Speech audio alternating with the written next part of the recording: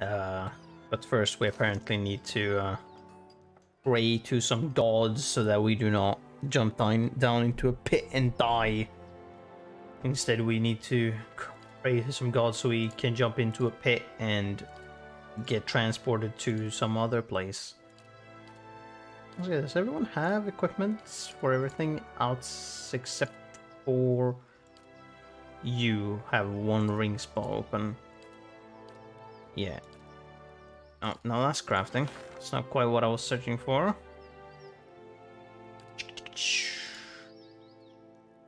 Yeah, I do have one ring. Arcane Dampener, +1 intellect. I mean... Well, actually, does he have intellect up? He might, actually. No. Then your intellect is... You know what? Fuck it. Fuck it. Sure. You'll get that. Pop. Now you got Arcane Dampener as well. As a thing, so you could potentially... What is that? Suppressing all beneficial effects on enemies. For 15. It's almost 16 seconds. I just need to quick check what people actually have. Suppress Affliction. Hostile effects get suspended over... It's kind of the same effect. Then obviously Firebrand. Times of Devotion. I have a feeling I want to maybe rest. What did Resolve get? Oh Jesus. Right. I feel like I might want to rest. Yes. I'm here. Yes. Well. Although in terms of spell levels and health, it's mostly Following fine. your lead. We don't have certain things. I mean, I have most things. How may I help? So it's fine. Yes. I have most stuff. Following your You lead. have your Drake. Fantastic. I'm ready. Yes, okay, she had that. Yes. I have the other beetle, and I can do Jolting Touch, which was because of a piece of gear.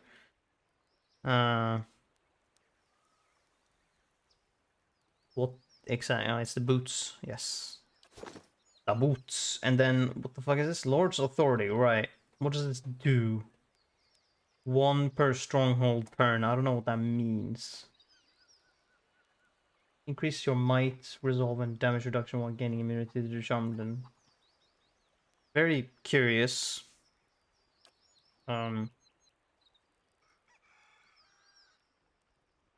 That's pretty cool, I guess. Following your lead. Then you had the Ivory Worm, and then moderate Ready, healing. Watcher. You had Escape. I need to know that you can do that, or remember that you can do that. Plus the Wooden Scarabs, and also so moderate amounts of to where. Oh no, that can kill you. And you had now Gref's Authority. Accurate melee attack that does... Is it now? Yeah, it is a melee attack. Bypass some damage reduction against stun the target. That is just a ring, right? No. What is that? Actually? Wait, what is that then? Is that not a ring? Tracer. No. No.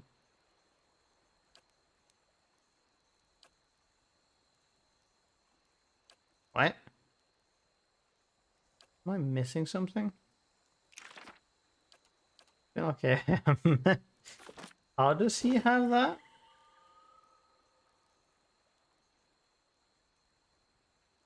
Where does he get this from? Or did I... An ability I gave him? No. Where am I getting that from? Okay, hold on. That's fine. What? I'm very confused on how you have this. Or I forget. Oh, it is this weapon. Gotcha. Right, that was the last thing. It was this fucking... this scepter. Right, that has that. Then I need to dominate. Right. Yeah, that's... in case someone gets close, I can just bop them. Hey. Okay, now I think we'll continue on. Pray to some gods, I guess.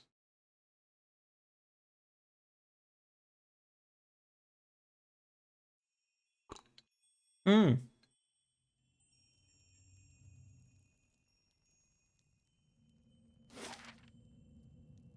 This place sure looks great, doesn't it?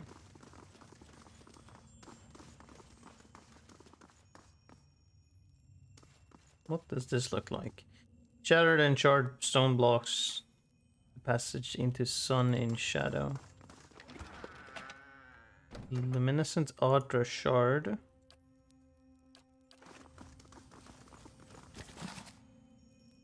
"10 years of dawn, selected course." Oh boy.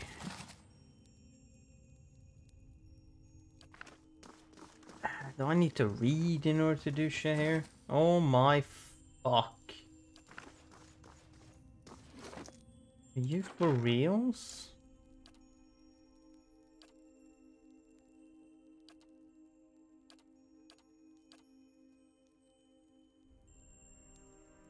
No. Oh, wait a minute. No, hold on. This mentions Aothas, Widewind, potentially this Gallowayne.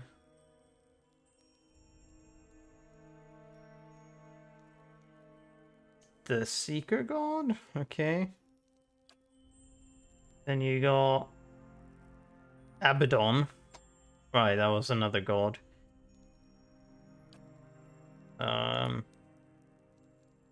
This mentions Margren. Right. Well, there's no way I'm gonna remember these. Final Journal of Jonas. Uh-huh. The Effigy. Skyen. Okay, right. That's one. I remember that. One as well being mentioned at some point. Missives of the Hand Occult. This mentions Whale? Oh yeah.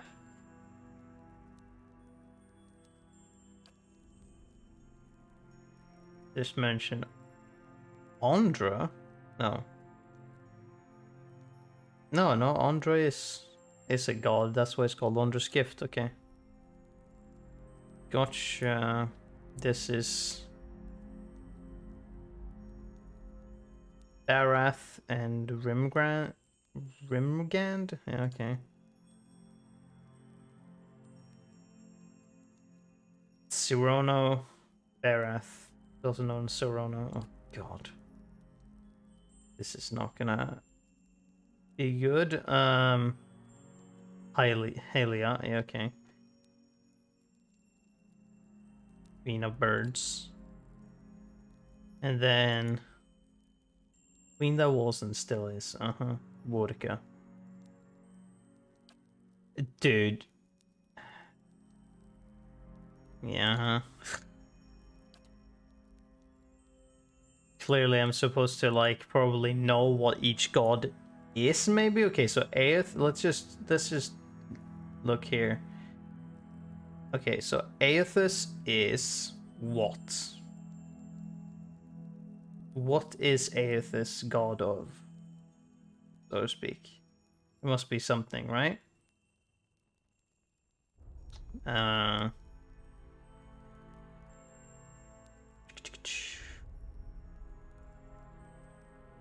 Maybe. I don't even know. Gallowayne, Seeker God. Okay, dude, this is gonna be some same scumming, I feel. Based on the fact that I won't be able to fucking remember this shit. Let's see how this goes. I remember some of the names, so.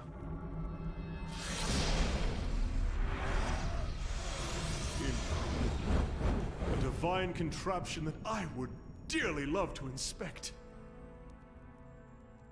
Abaddon, Galawain, Margaret, Hylia, Barath, Skane, Andra, Rimgrand, okay.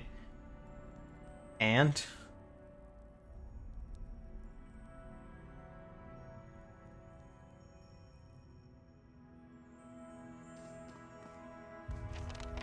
Oh god.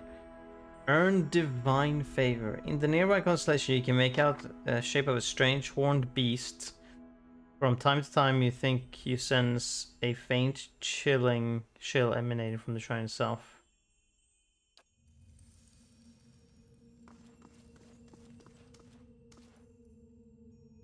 Glowing. Cool. Barath. Do I not get to...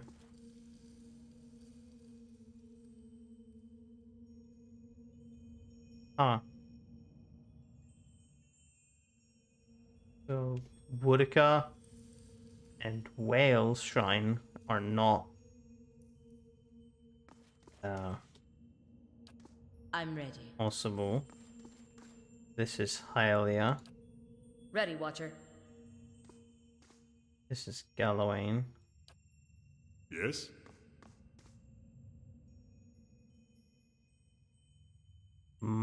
So... That's wait.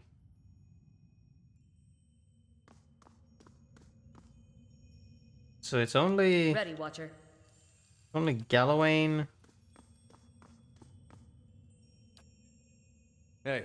Hylia, Barath, and Rimgand that I can actually like interact with. Okay. If we go for Galawain first, let's if I'm gonna assume this is how you're supposed to do this. Here we got Galawain, Seeker God.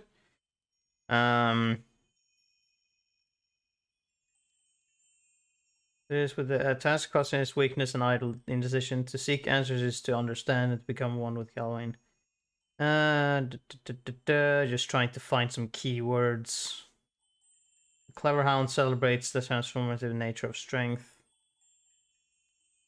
Greatest desire for us is that prey becomes predator, muling babes grow into strong hunters, and the lost find their own enlightenment. Okay, Seeker gotcha.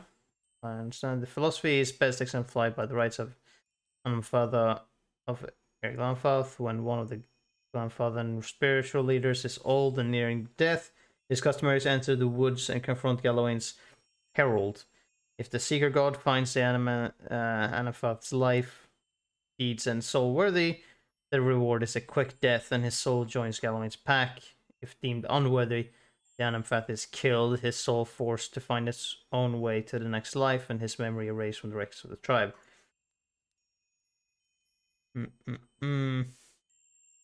Survival begins with strength from within, and weak leaders endanger the whole pack.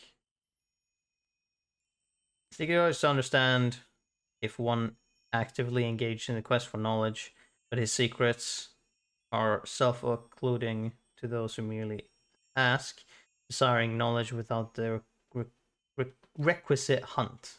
My own flesh and blood once asked me, will learning to hunt please Galawain? I told him yes, but added Galawain would prefer that you hunt to learn.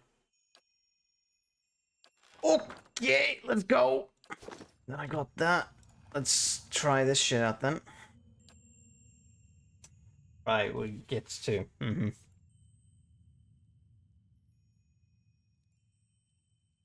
You kneel before the shrine and prepare to recite the ritual words. Oh, okay, gotcha. All things can be forged. There is life in death, death in life. Survival begins with strength from within. Oh, I reckon. That was the thing. The air around you stirs, and a gust of warm wind blows across the back of your neck. You catch the faint smell of wet earth. Okay. As you kneel in front of the shrine, you feel yourself pushed forward. Catch yourself on your hands and knees, feeling warm, damp ground beneath them. Looking around, you find yourself crouched in a clearing in the middle of the woods. You smell of dirt The smell of dirt hangs heavy in the air. Behind you is a darkened room filled with candlelit shrines. Ahead you hear the howl of some kind of hound. You feel certain this is a vision, but the hairs on the nape of your neck still rise. Howl back.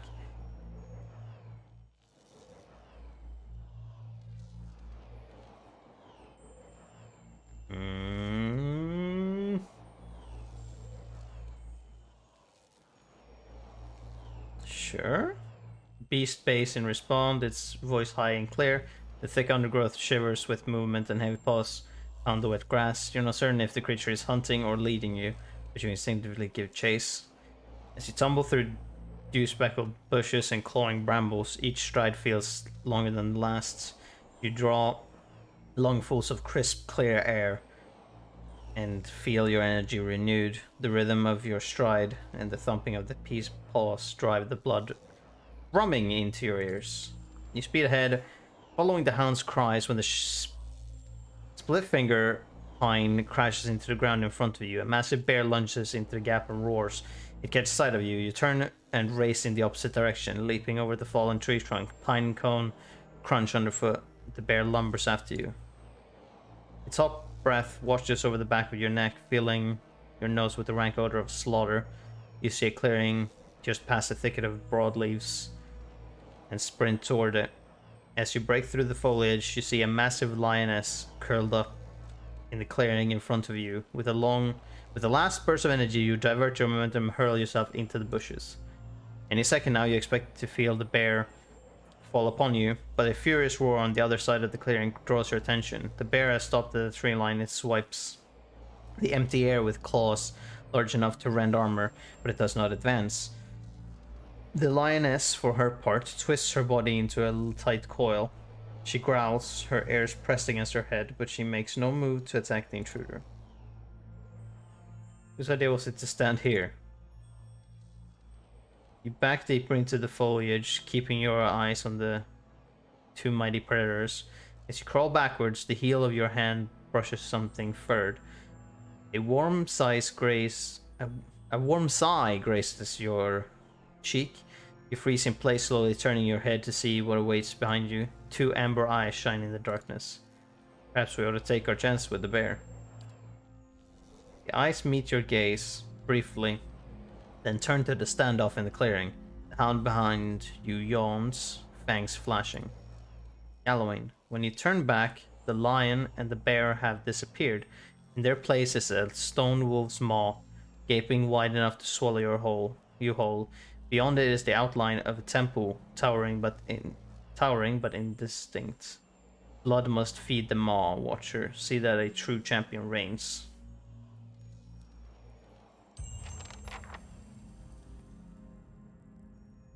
Uh-huh. I see.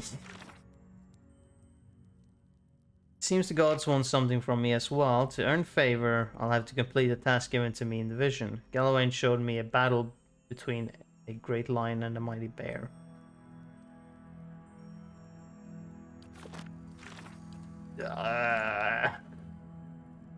Did you not find that a little nondescript, but sure?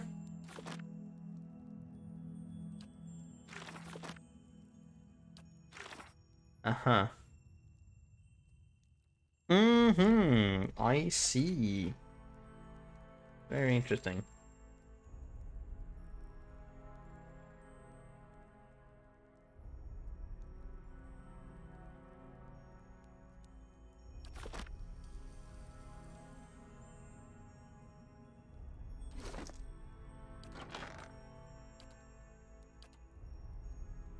Where the fuck was I there? That's Margaret. That's Woodka. No, that's Abaddon.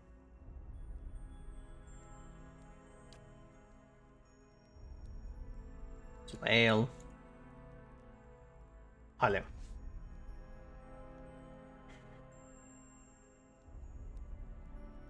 No? No, that's Andra. Is it? My town's midwife and inherent of highly raised me, so I don't want to go. Without Singer the bird, I dreamt my mother became queen of the birds, wills us to shepherd new life into the world and not as the other gods so often desire to end it. Okay.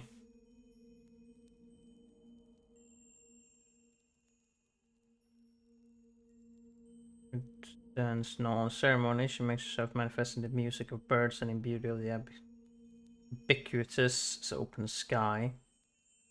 I prefers to worship at two children singing over 1,000 petitioners silently praying for victory. Sky Mother asks so little of us, yet so much we are charged to live every note of life song. It surprised me how many fail to embrace this divine calling.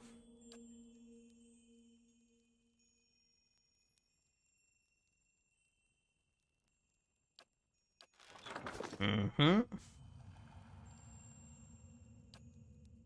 Da-da-da. Live every night. Live every note of life's song. That was that one, right? Yeah.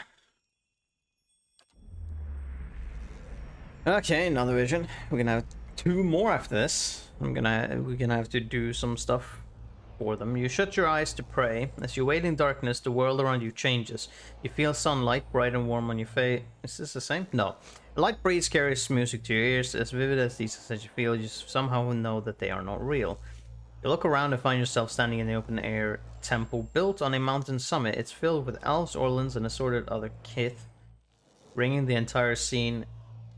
It's a fringe of trees, their verdant branches filled with birds of all different colors, shapes, and sizes. And I'm supposed to feel home here, really? Everyone is singularly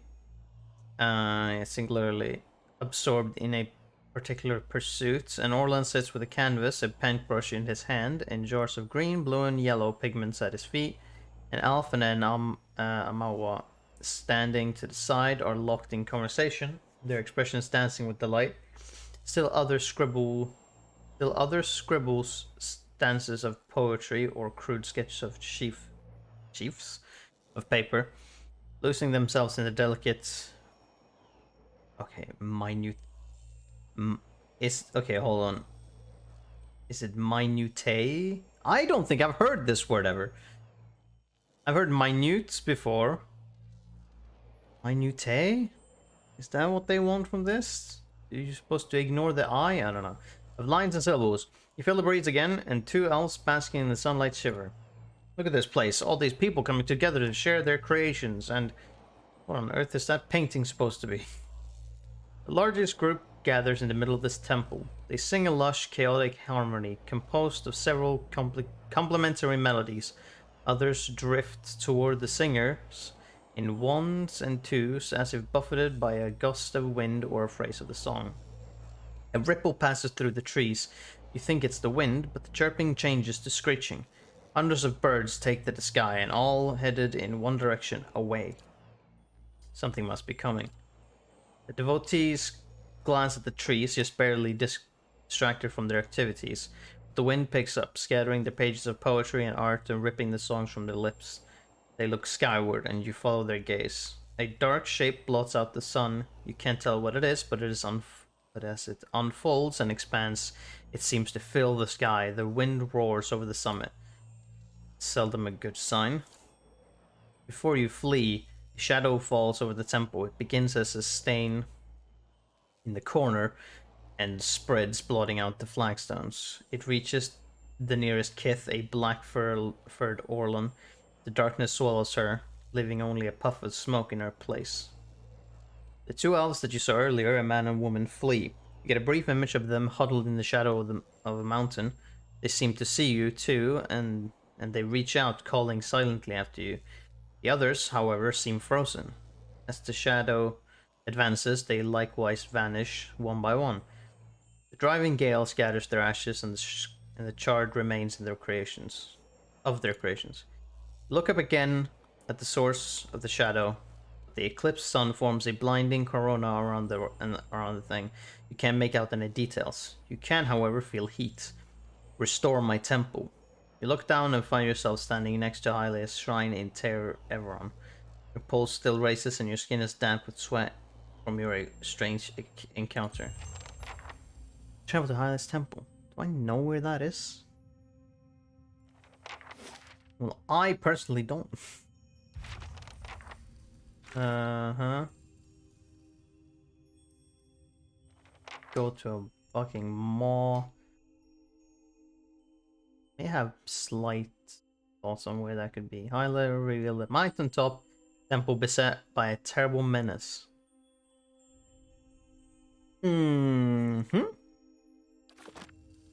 Okay, next. Bareth. Alright then. Gotcha. To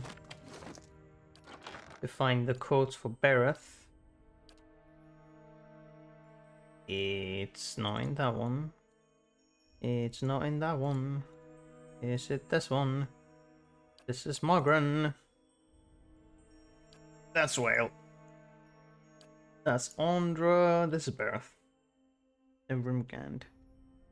Seemingly overlapping roles in holding dominion over death. Bareth oversees the cycle of life, death, and rebirth. Rimgand oversees the cold, destructive act of death itself. This difference is often difficult for novices to appreciate until they've lost a loved one and endured the absence for a time. It is Bareth that determines we will be reborn just as certainly as we will die. But Rimgand is the executioner's axe. Rimgand shows us that all life ends in stillness.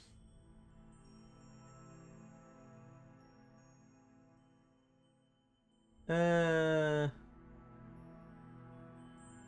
speaks more of okay, hold on. Bareth. Here's Bareth. There is life in death and death in life. Gotcha.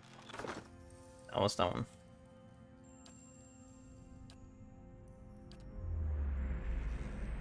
Okay. You kneel and pray to Bareth. Even while your eyes are closed, you see a road that seems to stretch on forever. The star wheels overhead in a clockwork rotation of constellations, disappearing over the horizon to your left, only to rise on your right. You try to make out the details of either side of the road, but your eyes can't seem to focus. One moment you think you see a meadow blanketed with mist and another sheer canyon walls. And another sheer canyon walls. For just an instant you see waves lapping at the edges of the road. Where you step into the shifting landscape, you feel certain you would only end up back on the road. You know this is a vision, but the packed dirt feels firm beneath your feet and the night air cool on your face. You are walking. Your feet seem to carry you forward of their own accord. Something looms ahead of you. As you get closer, you see two stone figures that look strangely familiar. Our old friends, Life and Death and Life, were in the realms of the twin god, and here are its two aspects. You remember the door to Cleban Rilag? Oh, the two figures carved in the mountain next to it. One looks vaguely male, and the other looks vaguely female. Only a thin layer of flesh covers their skeletal bodies, which twists to face the doorway between them. The doorway, however, is not what you saw in the ruins. It's a skull gaping and jawless, and as you look on, its open mouth seems to grow. The arms of the two stone sculptures are swept towards the mouth, inviting you in. The road continues through the maw to another shifting landscape surrounded by stars.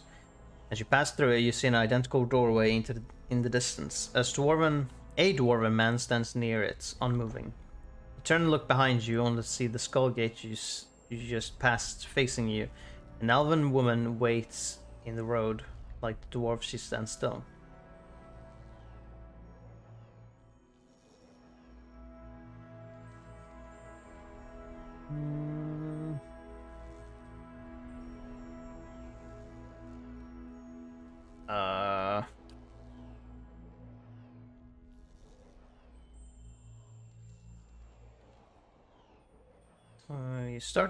You start toward her. There's something unnatural about the way she stands. She's too still. When you get closer, you see that her legs taper into a slender trunk, and in place of her feet are gnarled, twisting roots. She lifts her face to an invisible sun. Her long golden hair is the color of autumn's leaves, and as you look more closely, you realize that her head is actually covered with tendrils and vines sprouting brilliant yellow leaves. Each glimmers with the essence of an entire soul. She gives you beatific smile. As you look on, the leaves slowly fall from her head and settle at her roots. They melt into the path beneath her, and almost immediately, new leaves sprout in the place of the old. She reaches towards you, still smiling as her roots spring from her fingertips. Her outstretched arms bar the path. Come, graft your soul to the golden grove.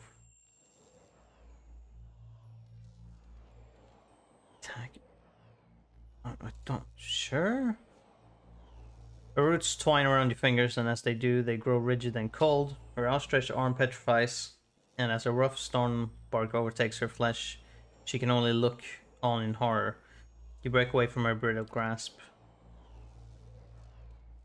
Her feet are rooted in place, but she twists and writhes as if trying to flee her own dying limb. The petrification reaches her shoulder and spreads down her body, freezing it in a painful arc. It creeps up into her neck, and she throws her face skyward from it like a drowning swimmer. The grayness covers her face, freezing her gasping stone. Now that she is still and lifeless, you can continue past her. One of the golden leaves on her head remains untouched, and as you watch, they fall one by one to the path below. They shrivel as the shimmering essence fades from them. You lift your gaze and see the dwarven man standing down the road. Continue down the road toward him. You look as you approach, but you can't tell if he's looking at you or through you. His face is smooth but flaccid, as if the flesh has detached from the muscles underneath. As you look on, his face begins to change. Wrinkles crack at the corners of his eyes. His mouth sinks, carving down lines from his nose to the corners of his lips. His jowls sag. The loose flesh hangs like dough. He raises his cupped hands. They're covered in blood. He lifts them to his face and smears himself with his newly creased forehead to the wattles of his neck. As he massages the dark, sticky fluid into his skin, the fresh wrinkles disappear. The hanging folds recede, and his flesh tightens as if re-adhering to his skull. He lifts his head, and this time you know he's looking at you. His renewed face looks like a mask, artificially smooth and still. Behind it, his black eyes are two hungry pits, yawning like the empty mouth of skulls. Come, make your sacrifice to the Ethic Knoll. His body blocks the path. He extends a bloody hand towards you. Sure? You grab his hand, but his skin gives too easily under your grip. As you try to pull away, you hear a noise like dried canvas tearing. His skin splits, following a long seam that begins at his arm and stretches the length of his body. Blood gushes forth in such quantities that you can't imagine there was ever anything else in him. Sure enough, as the dwarf empties of blood, he collapses like a desiccated husk, maybe. The blood in the path gleams with 1,000 souls worth of essence. The essence evaporates, trailing shining filaments into the night sky. Only now that he is dead, you can continue onward. The blood pools around your feet, and a voice echoes along the road, barely more than a whisper on the breeze. Return them to the wheel. You look up and see the skull gate ahead of you. The candles of Terra Everon wink through the open mouth.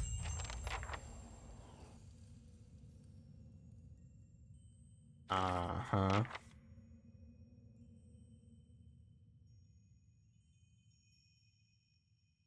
Sure. Yup, that makes sense.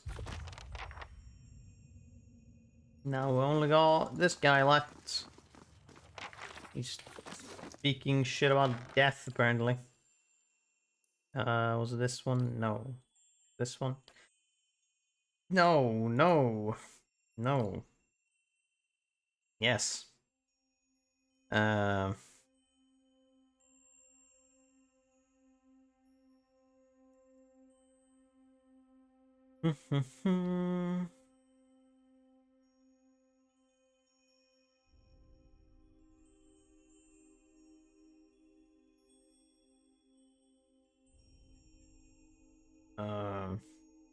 could your quote be?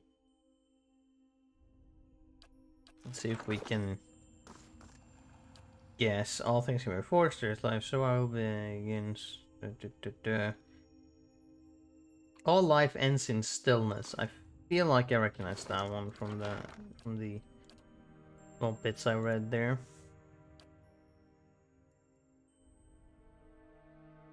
All life ends in stillness, yeah. Okay. All life ends in stillness. You kneel and close your eyes as you pray. The blackness fades to white, and a howling wind fills your ear.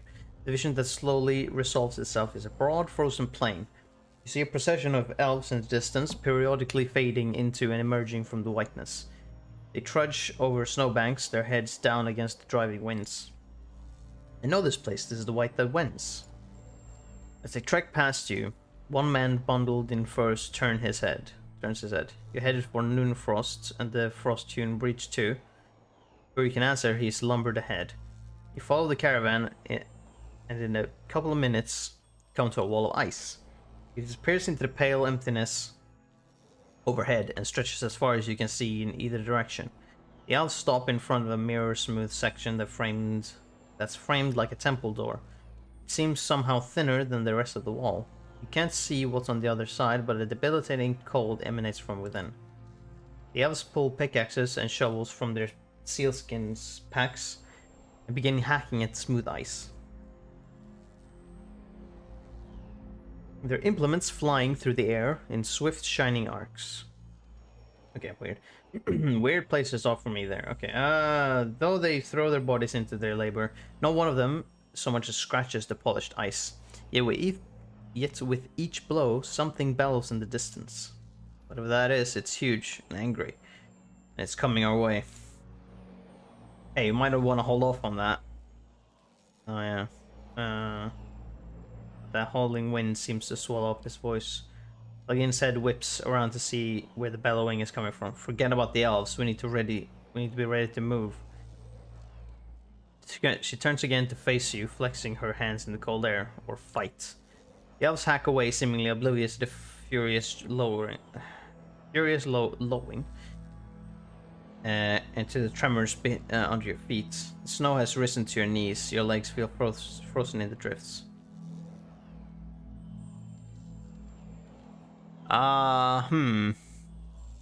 So he was like the actor. So do I attack the elves here? You strike the nearest elf and he crumbles into the mound of snow. You attack another and she falls just as easily. While you cut down the elves around you, their fellows continue cleaving at the ice, working faster. Even their redoubled efforts seem futile. When the last of the elves falls, the bellowing finally ceases and the wind dies down. Final gale blows past, scattering the remains of the elves in a chaotic flurry. You notice a single spiderweb crack in the smooth barrier. It's the only thing that mars the perfect surface of the ice. Whatever's on the other side of the strange doorway, you feel it tugging at you. Only when you look down, you see the parallel gashes trailing behind your legs in the snow. You realize how strong its pull is. My end comes to all things in time. Seal the frost-hewn breach and instruct the pilgrims in the patience of Remergond. Curious that you get a fucking voice. My end comes to all things in time. Seal the frost-hewn breach and instruct the pilgrims in the patience of Remergond. We're done with a handful of snow. Plug the hole with your finger. Oh,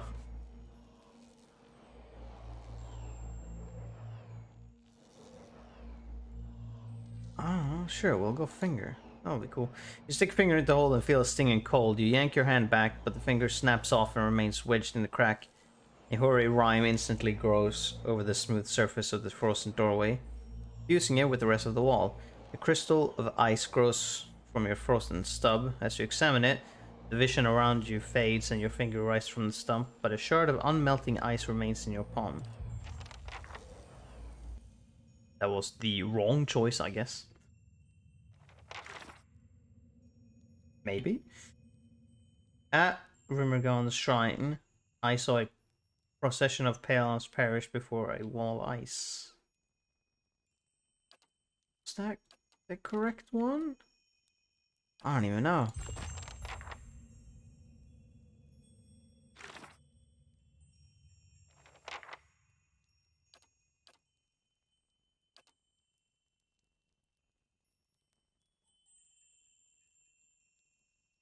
Oh yeah, that was it.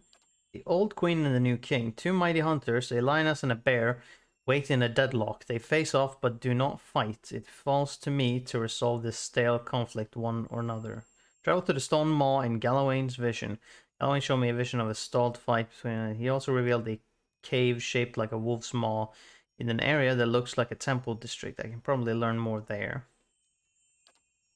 Travel to Hylas Temple. End the lives of the two figures from Bear's vision. Into the White Void. Find Noonfrost in Twin Arms. The Frosthewn Breach appeared to be part of the temple called Noonfrost. If I can find Rimergand's place of worship in Twin Arms, I may also find the meaning behind the vision. The locals must know something about this place. Oh, good lord. Okay.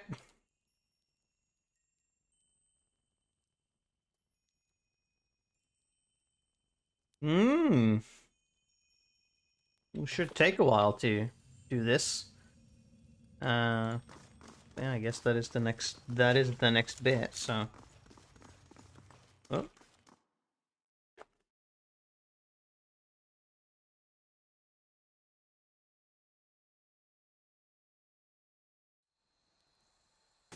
Suddenly it's fucking nighttime.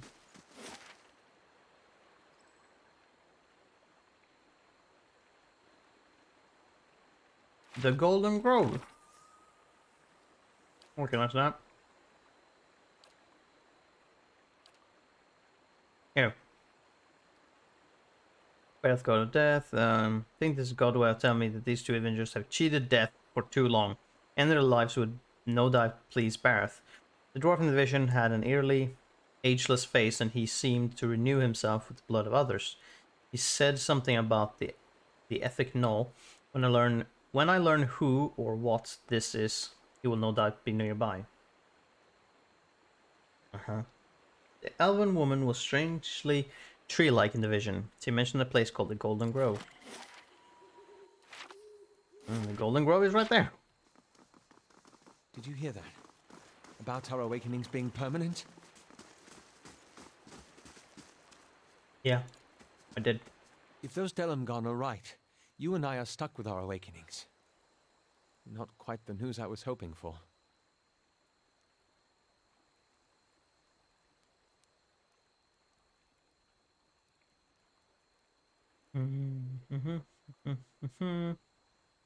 Brain won't change anything. It chooses me too. This means that we got to focus on finding Theos. Yes, focus on the goal. A sensible perspective, particularly in the midst of such uncertainty. And while I hate to turn the subject back to myself, this all has me thinking about Isilmir. I'm stuck with her now.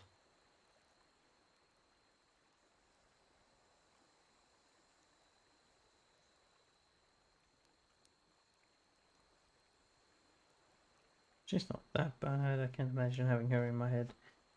Been awakened for decades now. Do you really think anything would change? Time you dealt with this owl. You mean how she's stuck with you? I suppose not, but hope is an unchaste mistress.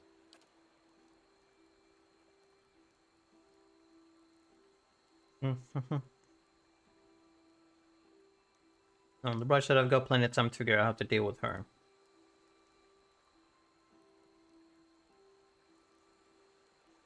Your whole life you've been taking orders. If you can't assert your authority over her, you'll never have it anywhere else.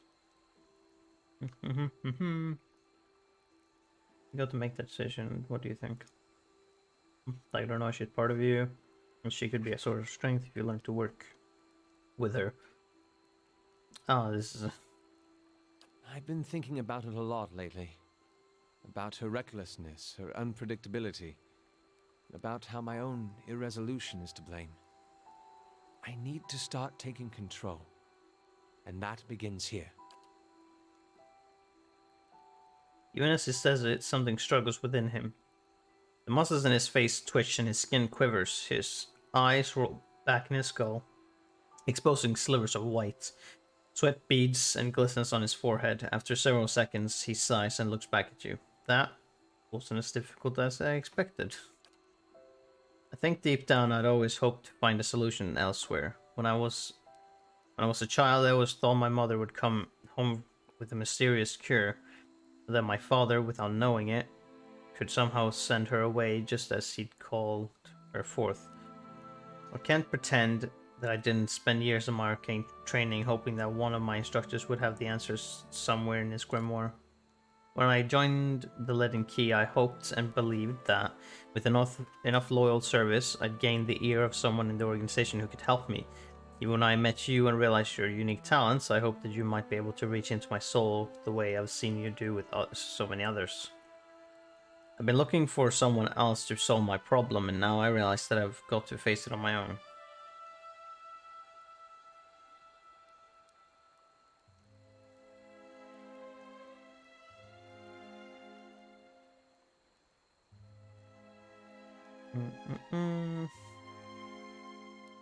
That's how it's supposed to be. You search for answers elsewhere and find them.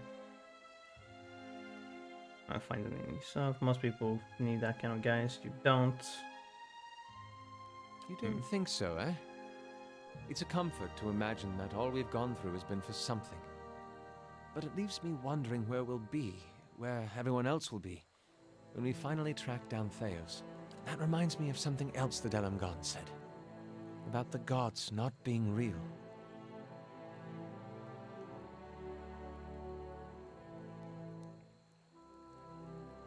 They did tell us to pray to the gods, so that can't be entirely true. Yes, I suppose so. Still, I can't help but worry at the state we'd be in if that were somehow true.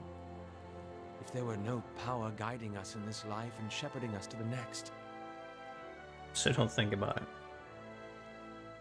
Sound advice, indeed. Hey.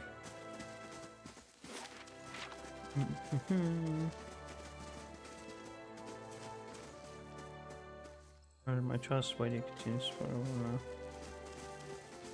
Here we have a person. Hey, Lestromore. Welcome, Mr. Moore. I've got herbs and oh, you're a white leaf. Nice way to spend an afternoon, the following night, and most of the next day. Oh, it's one of those things. We got amethyst. Tiny sporling. Oh, is that a? It's a pet. Cool. Flask of war paint. What do I drink that shit? 20% maximum endurance, 10% damage, 15 accuracy. Which is pretty good. But I have no money. Sell that.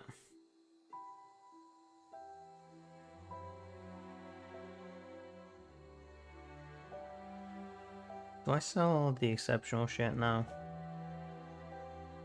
Don't think, or like the blue things. Don't think I'm gonna use them. So I should probably just do that. Because I get pretty good amounts of money for doing it.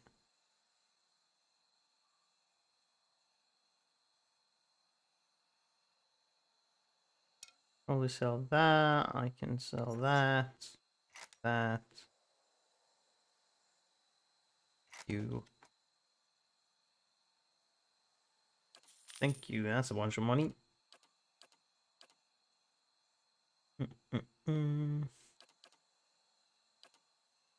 Sapphire, emerald, opal, black brain. Oh, Jaspers, I need that. Know that for a fact.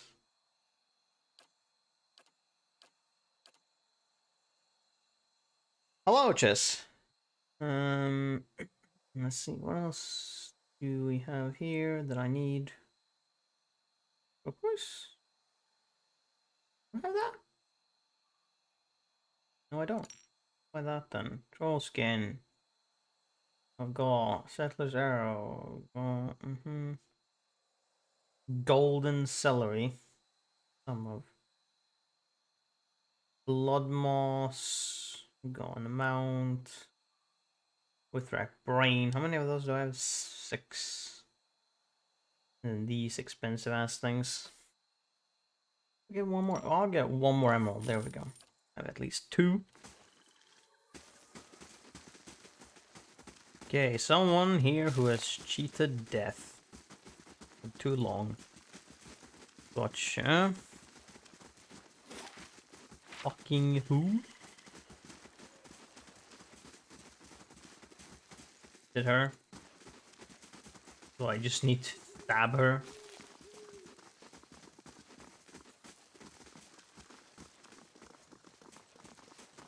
Like, possibly.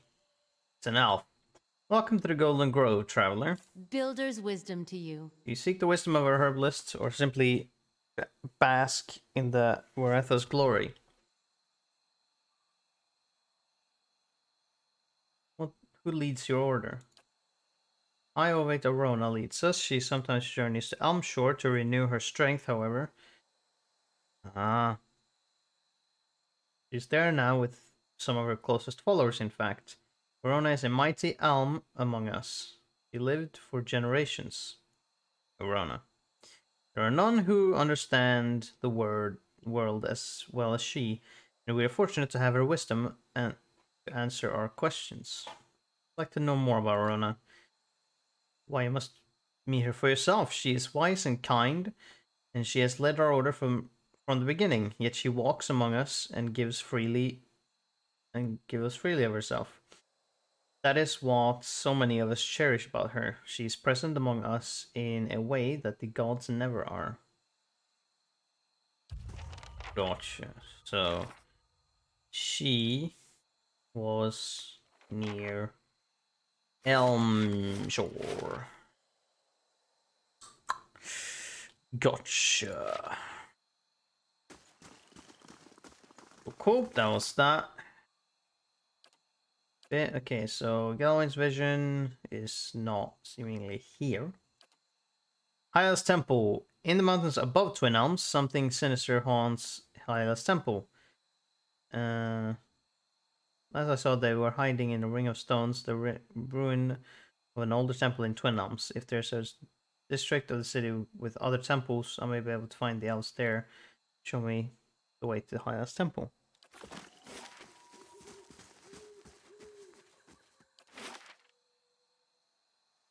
Hearthsong, I believe. Oh, that's Temple of Hylia. Northweld. Right. Need to go to Old Song for the for Noonfrost, yeah? No. No, it's yeah, this is Old Song. That's an Old Song. This is up above. She can be found there. There's a dwarves fucking somewhere. I don't know where. Ethic no. Right. And part of a temple called Noonfrost, if I can find Rimergon's place of worship in Twelms. So first need to go back to Earthsong. Find more temples.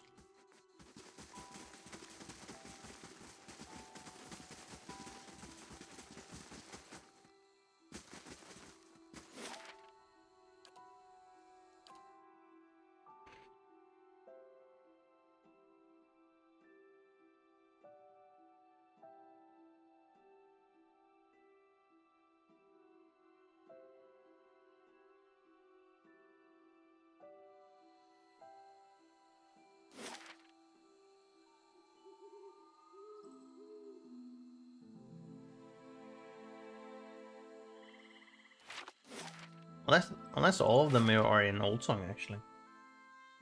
In which case, sure, we'll go to but no, first we need to look around more. There was seemingly an NPC we could talk to. I think in the marketplace potentially.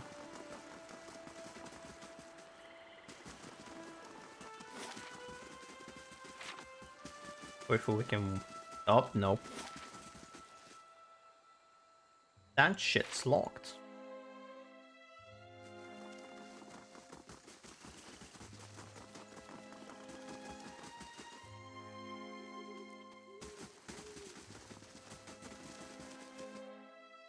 This is not.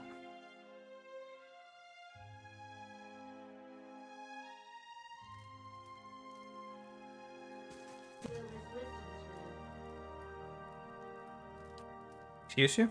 Estremor. Jesus. How about yourself? Locals have called me a wise woman, a term of respect, I'm sure, but it makes me feel my years.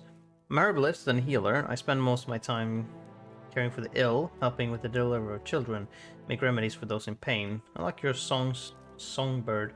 Does it have a name? Where's the fucking songbird? Well, he does, but I ought not to have let my friend's daughter name him. The name is long and rather silly. The short version is Beaker. The next bird I have will be named after an animal.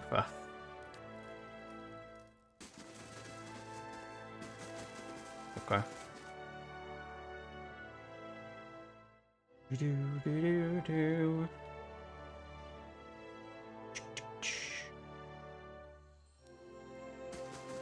You seem preoccupied with details, I love. Almost consumed by them, I'd say. Once you've seen a colleague misuse Archimede's capricious hex, you learn an appreciation for details. This sounds like wizard talk, so I'll just take your word for it.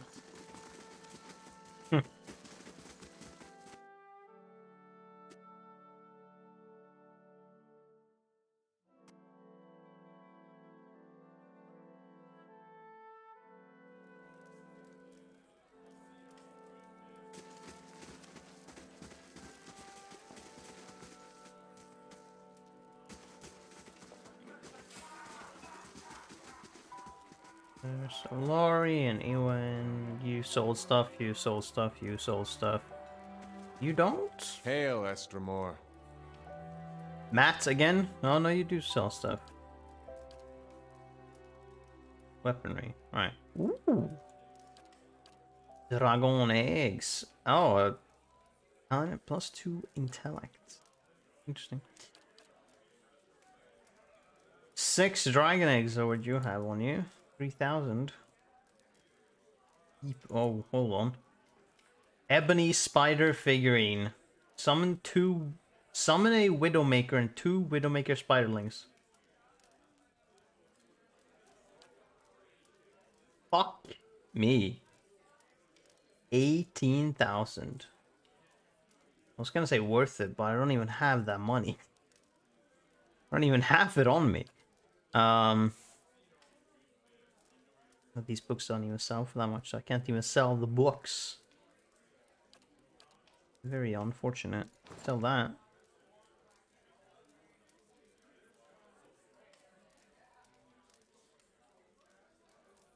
Not gonna fucking get enough money, I think. You know, these armors are super expensive. No. I would want that, though. Being able to summon more of these, just having every member summon shit like that. Hail, Estremor. Would be hilarious. You're just food. Estremor. You've got stuff. Yeah, potions and whatnot. And then this, yeah.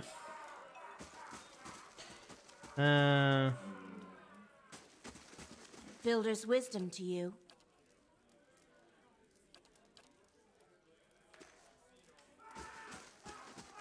Builder's wisdom to you. You had monster parts? No, you have traps and whatnot. Okay, there's no one here specifically. Maybe it was the other place. The Celestial Sapling.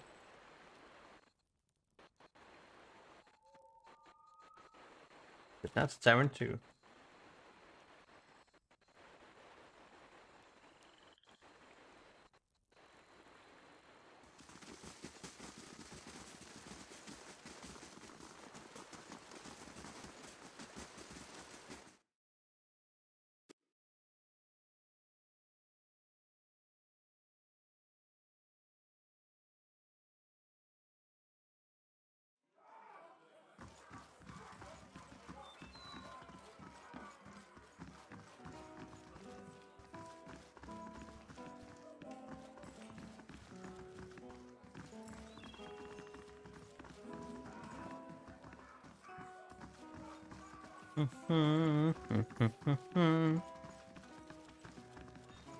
With the monks.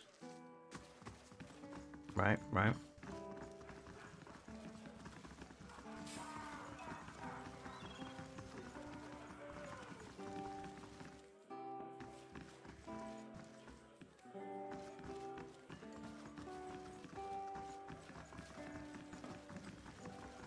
Alright, maybe not. How do you do? Welcome, welcome. I'm glad seeing your face. You just have... Right. What do you sell? Spirit Spiral. 5% melee damage. Whisper of Treason. Oh, right.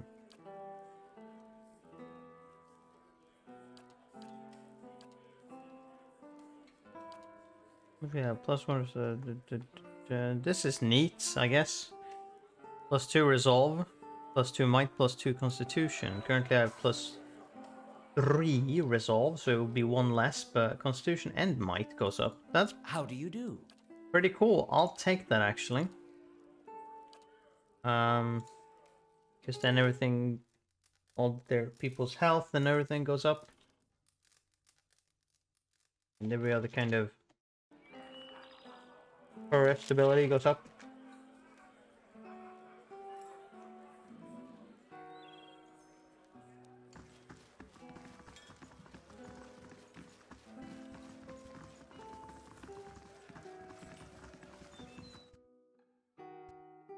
Alright then, let's go to where the fuck it was called. All right, Connor? Have you ever looked up and felt a sudden surprise at where you are? I think it's just sunk in that I'm a year out from home. Only every day. You'll get used to it.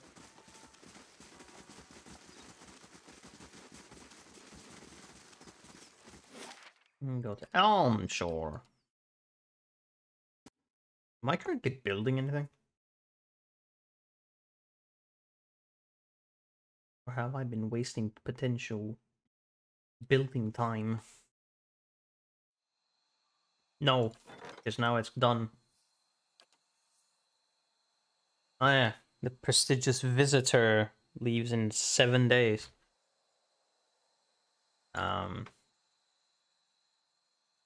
Upgrade the library, the training grounds, hedge maze.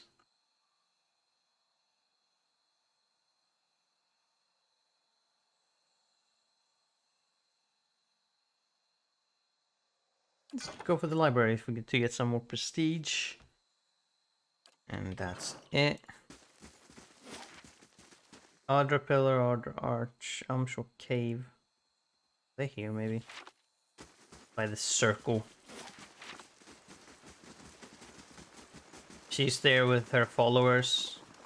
Is she gonna fucking suck out the souls of her followers? Am I onto her that easily? She just takes their souls or something and then it's like, aha, I am renewed.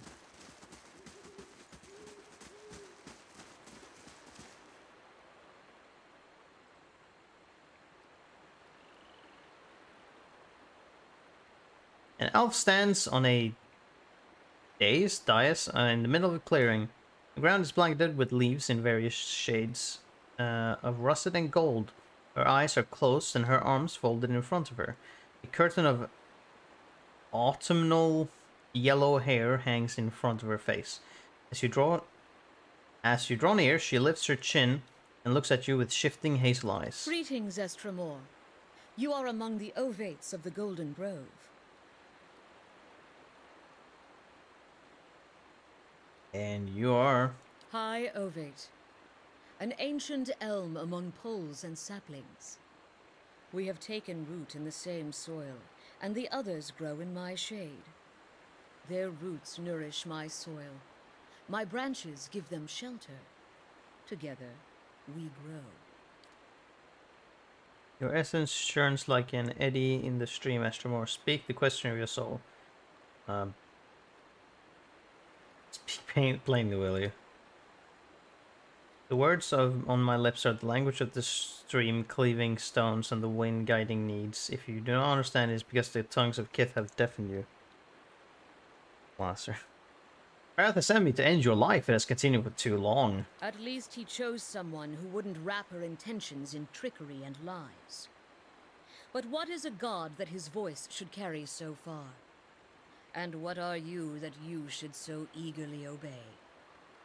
The gods only have dominion over what we seed, and you would cede matters of life and death to them. I kind of need to. I need them to protect me from jagged rock as I lunge into a pit. It's that or trust your neighbors. If you had my neighbors, you might think twice about that. Are you any different? You've extended your life beyond its natural span. Through work and wisdom, the greater the tree, the more fruit it may yield. They are vines climbing an ancient elm into the sunlight. My growth sustains them. Should our harmony fall prey to a god's jealousy? And where exactly would she lead them? She's blind to the limits of her own wisdom. Ooh, I resolve. Your growth stunts theirs. They learn nothing apart from you. If this is what you demand of the other Ovids, you're no different from the Ethic Knoll, or the gods. A storm of protest brews behind her color-shifting eyes. She says nothing for several seconds, but you see the fury slowly drain from her face as her eyes fade to the brown of dead leaves. Finally, Aurora lowers her head. Your words carry truth and shame. It was never my desire to diminish my followers, but I can see where perhaps my roots left no room for them to grow. Very well. If my season has ended, then let me pass with it. As she closes her eyes, the warmth and the color drain from her body. Her breathing slows, her ashen skin stiffening with a dull patina. When the last sigh that leaves her lungs cracks... Oh, okay. When the last sigh that leaves her lungs... Okay. Cracks carve their way across her flesh, dividing it into hardened ridges. Within seconds, Arona is petrified. Her bark-encrusted face turned toward the Ovids below the dais. Are they gonna leave or... Yeah, they just leave. No combat needed. I just needed to look at her and go, no, you. And she just got turned into stone. And I go, yeah. No one can withstand the no, you response. Cool, now I need to deal with the dwarf. When I learn who and or what this is, he will know not be nearby. He said something about the Ethic Knoll. I don't know what the fuck that means. It's funny the fact that I quoted it against her. When I'm just like, I heard this word. I'm just gonna use it against you and hope that it rings correctly. Hooray for talking people into killing themselves. Yeah, exactly. It's like, you should kill yourself. You're clearly not based enough. And she's like, yeah, I'm not. Am I? And it's like, no, you're not. And she just turns into stone. It's like, hell yeah. Okay. The fuck is this? Do we... Well, there was one in Kliban Realag, but there's no dwarf there? Question mark? Where the fuck could I find that?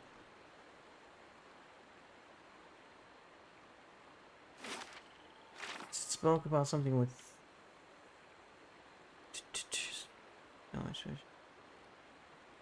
No, it showed me a vision. Wait, that was...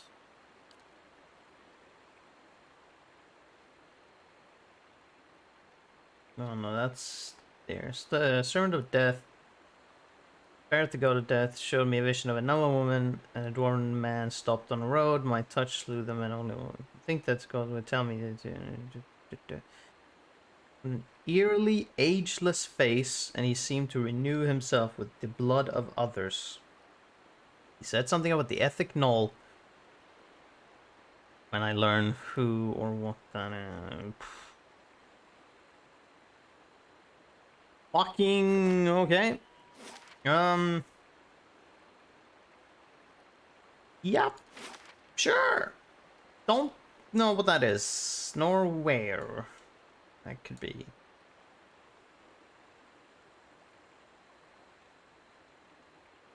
There's probably not gonna be a dwarf here. I'm gonna guess.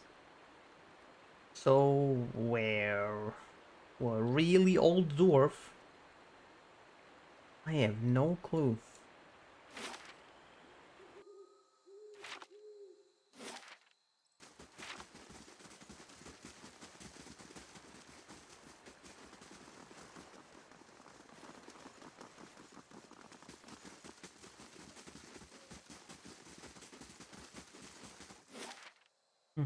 Let's go to Old Song, I guess.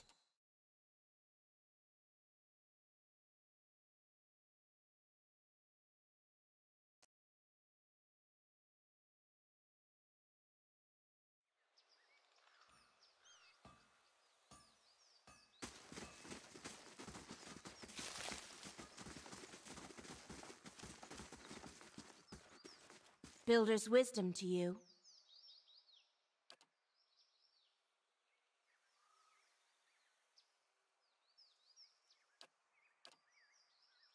Ooh! Holy shit! She's got 3 scroll of Maelstrom.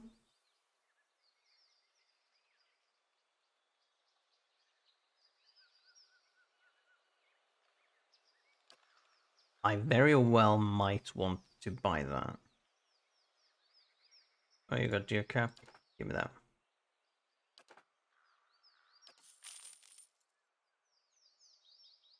May well want to buy this. Definitely want to buy this. I also need to use them, but... So who actually have like 10 lore?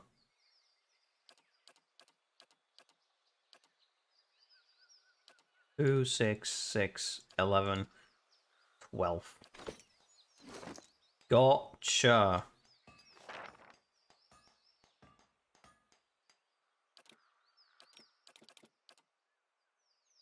Give you that, and you... Oh, you take that.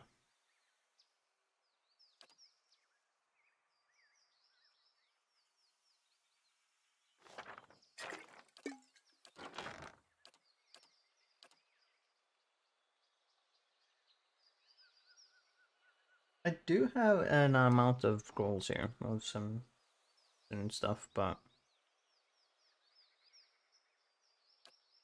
Okay, there we go. It does have scroll paralysis, which could be neat. Yeah, scroll Maelstrom. Dude, that means I could technically... I could have him... I could have Alf and Kana use scroll Maelstrom at the same time. In like the same general area. Which means I will stack them onto each other. That will be ridiculous. Like scroll Maelstrom, or like Maelstrom as an ability. What is it? That is over level 5. Because that is not Relentless Storm. So that's a level 6 or higher spell. I'm gonna assume it's a druid spell. Gonna assume. It could be a wizard spell. But even then, it's also potentially a level 6 spell or higher. I'm ready. Hey.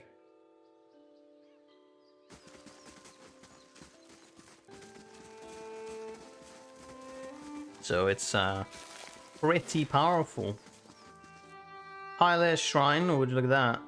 Also expect Noonfrost. Okay, well we got Pilot Shrine specifically, not the temple. Noonfrost, Burial Isle, that's a way to get there, yes. And then Galwin's Maw. Okay. So we got for this.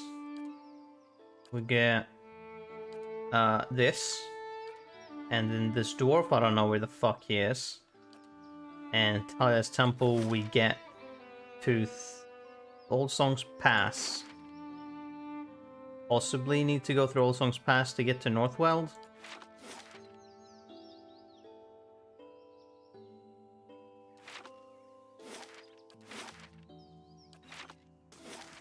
I'm gonna hazard a guess. Why did I see them here? That's weird. Okay, yeah, I can't do that from there, so it's probably through the old pass.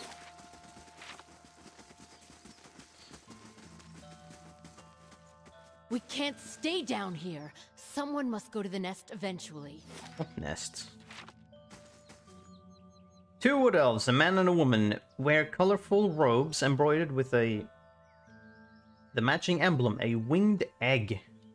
Apart from their clothing, they couldn't be more different. She folds her arms and continually scowls at the broken walls around them. He, on the other hand, mutters prayers, his shade-dappled face as tranquil as a cloudless sky. Just how are we supposed to worship the Sky Mother from among the weeds, hmm? This is a disgrace. Calm yourself. We should be grateful that she protected us from the winged terror. Besides, even here we have a visitor. Now here we go. Here's the another part in which I will feel weird because I get to hear Sam doing a normal character. It's not often I get to hear him just normal voice. It's like this. You can't play serious characters. Come on, this is not you. You played 3 or at least 2 well-known non-serious characters so far in Critical Role. On to your 3rd now. It's like you can't play serious characters. It doesn't work for you. Like, it's too weird. Actually, I received the vision from Hylia. She bid me speak with you about the menace that settled over her temple. Oh yeah, I needed to kill something. Do I get to fight a dragon by her temple? A vision from the goddess herself? What a rare and fortunate blessing. Yeah, she answered my question. Your vision did reveal that the menace is a dragon, yes? Well, that wasn't quite... It wasn't as explicit as that, but sure. I can beat a dragon. I'm gonna stack scrolls of Maelstrom on him. She steps back and gives you a long look. To be honest, I expected the Sky Mother would summon a whole flock of warriors to fight this monster. I fear so few will be like sparrows attacking an eagle. Well, you highly underestimate me. But if Hylia has tasked you, then who are we to doubt? Onwen is right, however. You must prepare yourself for a powerful and crafty foe. The nest and the dragon are perched atop a mountain beyond the Northwell. He points northward along the path. Follow this trail into the wilderness and then look for another path carved into the cliffs. May the Sky Mother's blessings aid you. Let me ask you something. Go ahead. Questions about the dragon, please. Has this sort of thing happened before? Never. Or Order would have started to resemble the Fangs a long time ago. Perhaps there's a reason this happened now? Let us be clear. You suggest that there's some misdeed in our midst? That we've committed a crime against our goddess or some other and received our just punishment? Oh, please. I don't know why these things happen. Why our own mother goddess allowed scores of her followers to perish among flames. And if you ever discover why, I invite you to come back and tell the rest of us. How did the dragon come to be here? With a great beating of wings and a fiery roar. Who knows why those beats come and go? It's here and that's what matters. If you're asking why this has happened, only the gods know. I suspect it's a test of faith from Hylia herself, but who can say? When did the dragon first show up? It was several weeks ago. The creature cloaked the sky like a thundercloud and descended upon us all at once. There was no warning. Can you tell me anything about the dragon? She opens her mouth, a crooked sneer on her face, but seems to think better of whatever she has to say. After a pause, she says nothing. I truly wish we could tell you more, but we, like the rest of Hylia's faithful, were running for our lives. We were more fortunate, and we were more fortunate than the most. Couldn't tell me any. Was it breathing fire? Was it breathing fucking ice? Like, are we? Give me anything, then. Give me its fucking color. I don't. Anything, okay? Jesus, you're fucking useless. I'm trying to gather intel here, and you just go, have nothing, huh? Absolute fuck all to tell me? Well, aren't you fucking nice?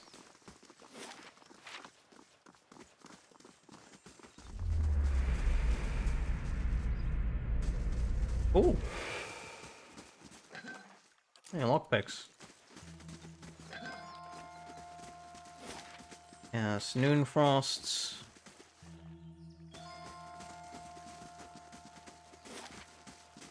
To get to Burial Island.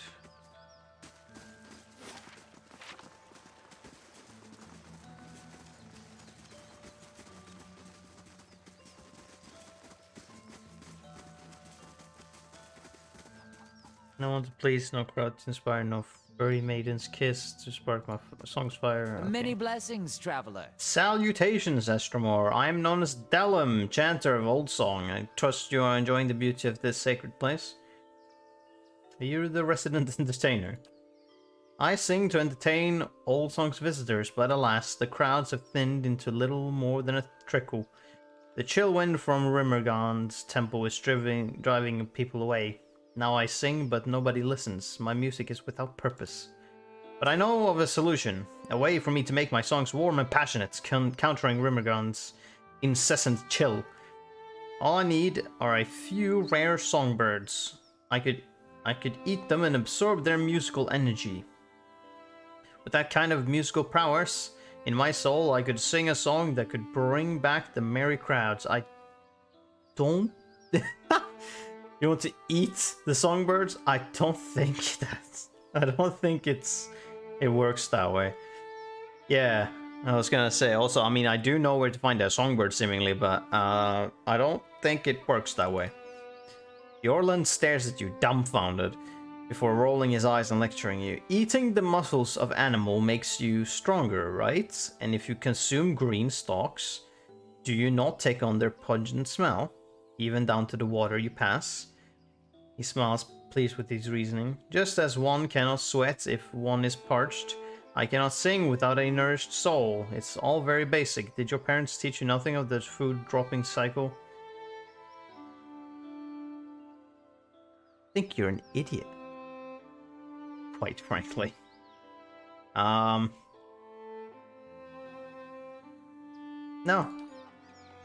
I don't know. I'm not gonna steal that person's songbird so that he can eat it. I do not see the point of doing this task.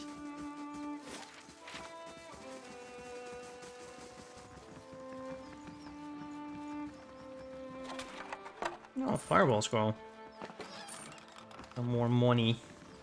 Why not? So I've got better shit to do. To entertain this dipshit. Trying to play a little. I mean, I would do it because experience, but what subtlety you meant? The fucking gigantic face. Yes, very subtle indeed.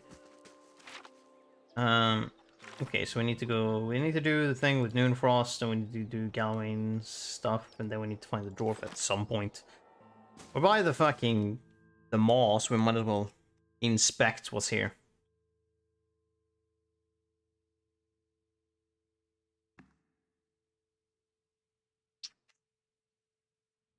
Oh boy, okay. There's the first no? Yeah? No, it's just fangs, okay. Well then. Arensi has no right to defend that cowering cat in the back of the maw. Then track her down and tell her yourself. Kareth, this is no place for sightseeing, even for you. The beasts of Galawain's Maw are dangerous, and now more than ever. What's wrong with the beasts? They won't fight.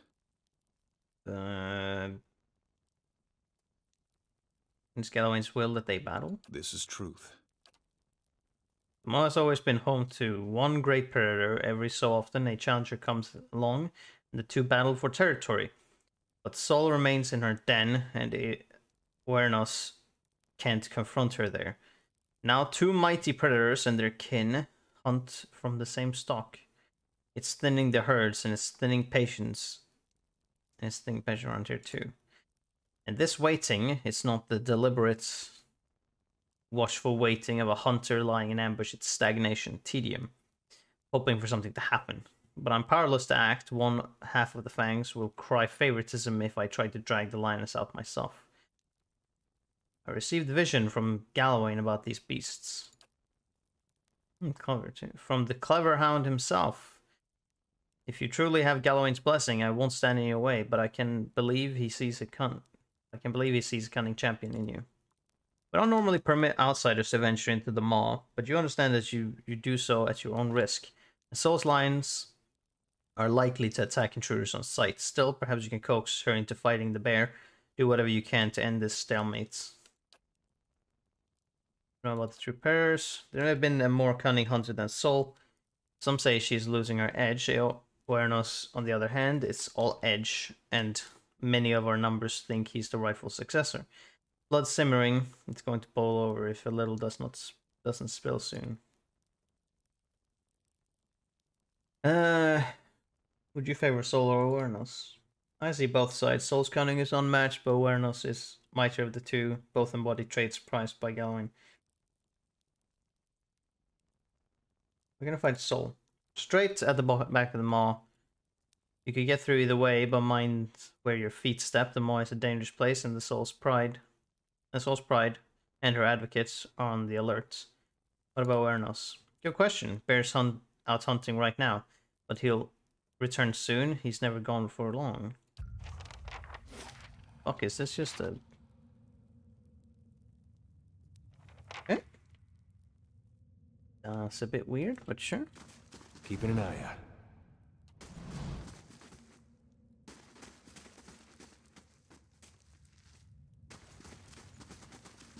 Where did this lead then?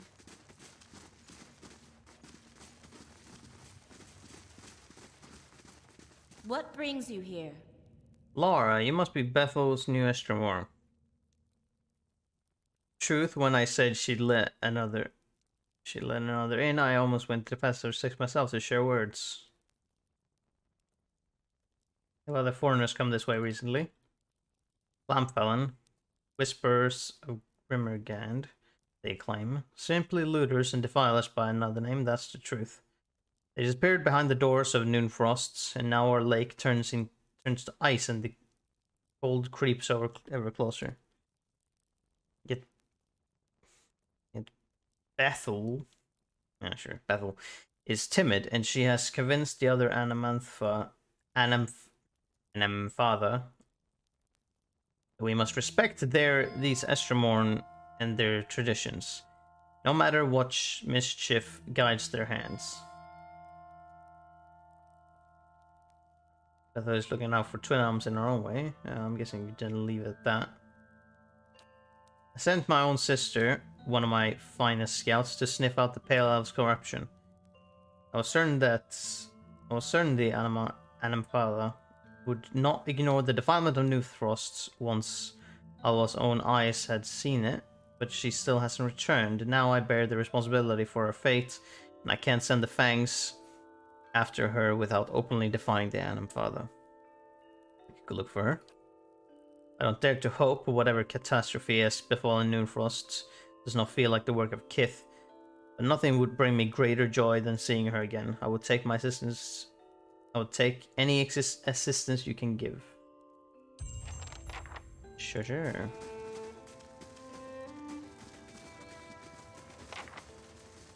Dun dun dun dun dun dun dun.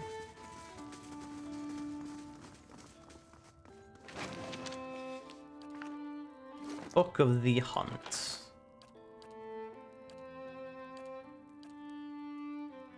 Oh, okay, it's one of the ones I already had.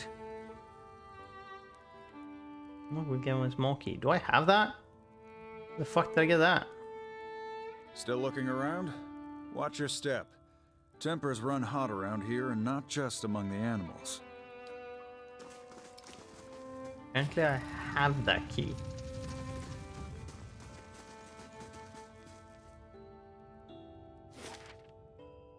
Okay. Slow and silent. Lions. Okay. You're a druid.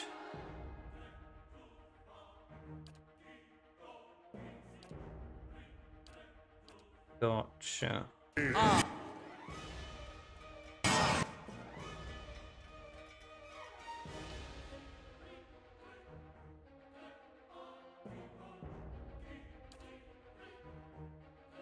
Oh,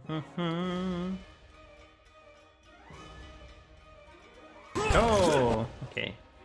You choose someone to take care of. Like that. Bob. Okay. How may I? Shoot at them. I shall deal with. How may I?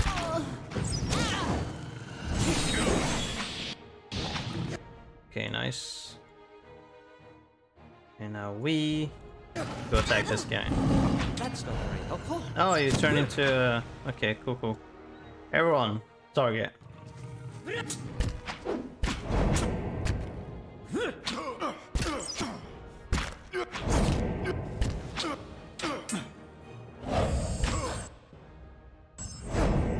Now, when I say, yeah, there we go. When I say target, I mean that everyone should also attack.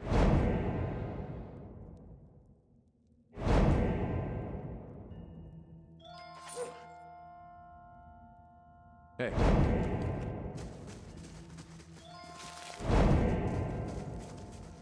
A blade in the dark. Is that you? Yes, it is.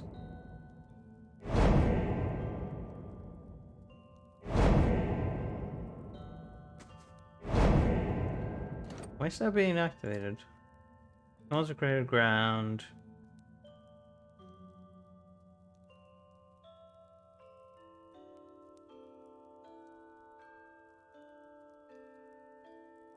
The Puncher. Hey.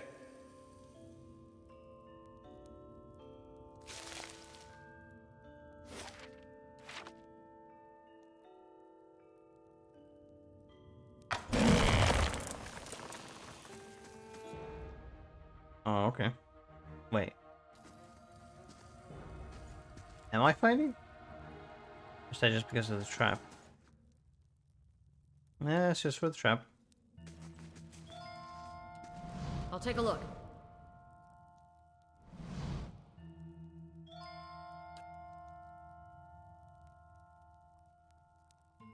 I don't need to do that. I'm on the trail. Oh. There be a trap. It's done. It is now disarmed.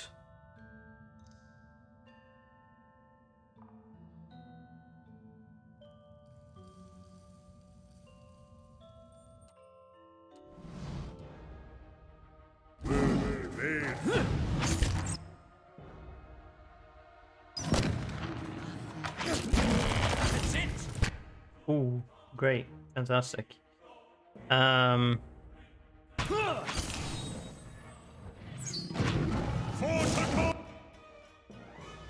just target them.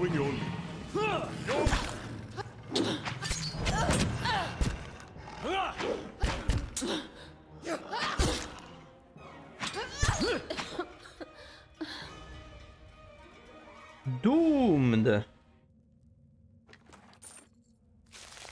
All right then.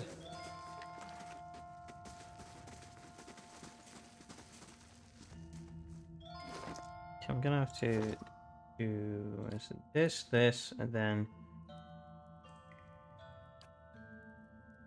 I need you to be there actually. There we go.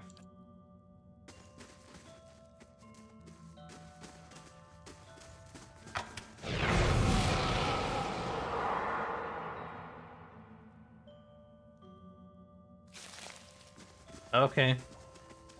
You just did some damage, I guess.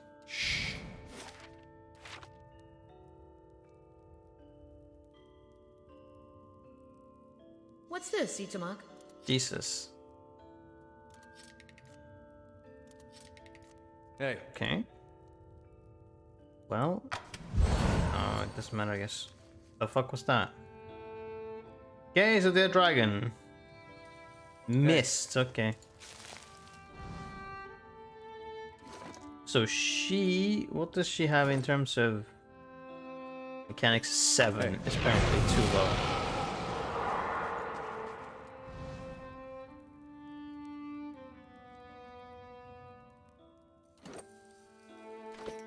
Okay, next. Okay, when is the next? Ugh. Next level is in Found something. quite a while away. She's gonna need to upgrade her fucking mechanics, dude. Apparently, it's too weak. There we go. Unlock that door. Neat.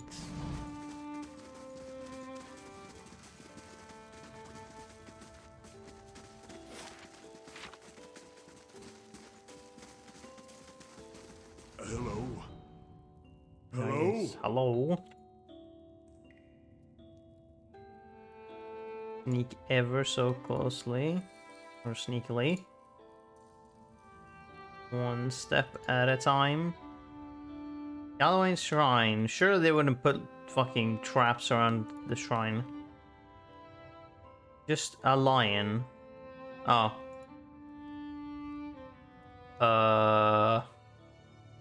This is Sul's domain, Estramor. Yes, yes. She shall not leave it for Awarenos or any other challenger. No, I'm not a challenger. Why does Sul refuse to face Awarenos? Awarenos is welcome to confront her here, as many challengers have in the past. What the Bear supporters want is for Sul to leave her lair and fight in the open, where he has an advantage. But why should she? If Sul has an advantage here, it's one she's earned.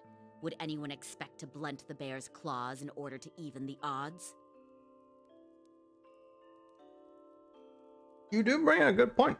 The Lord of the Hunt gives unique advantages to each.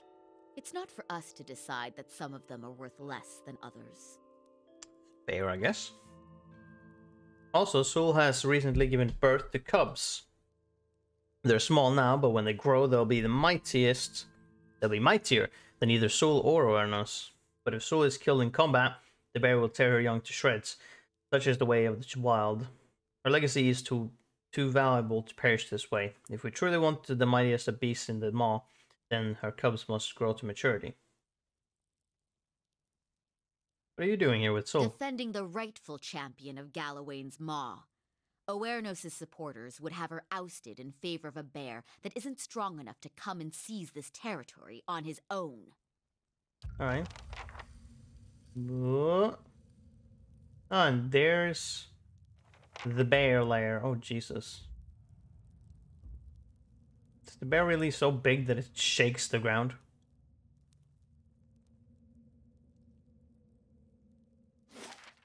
And now I get to see the entire place.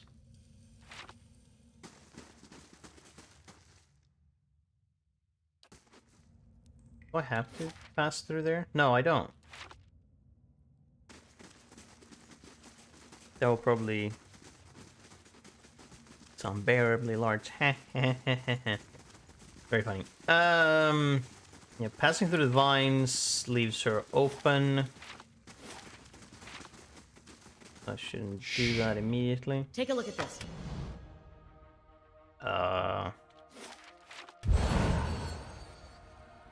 Oh, you petrified. Well, these guys are still opponents, so... How long are you petrified for? Oh, not that long. I mean, these guys still want to fight, so I guess they'll get a fight.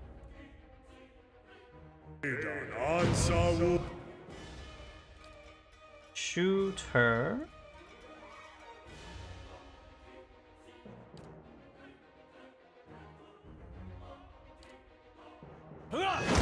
Whoosh. Get dunked on. Oh, nice.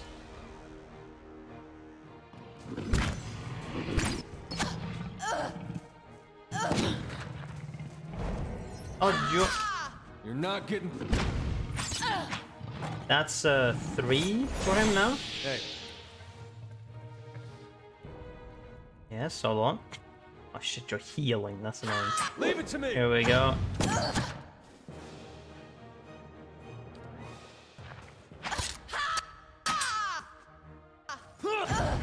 Bonk. Everyone, go for it. Attack. I have... Bonk.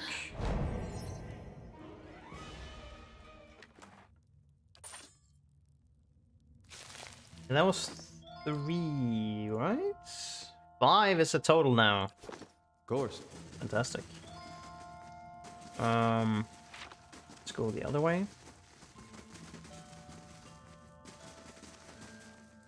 I'm on the trail.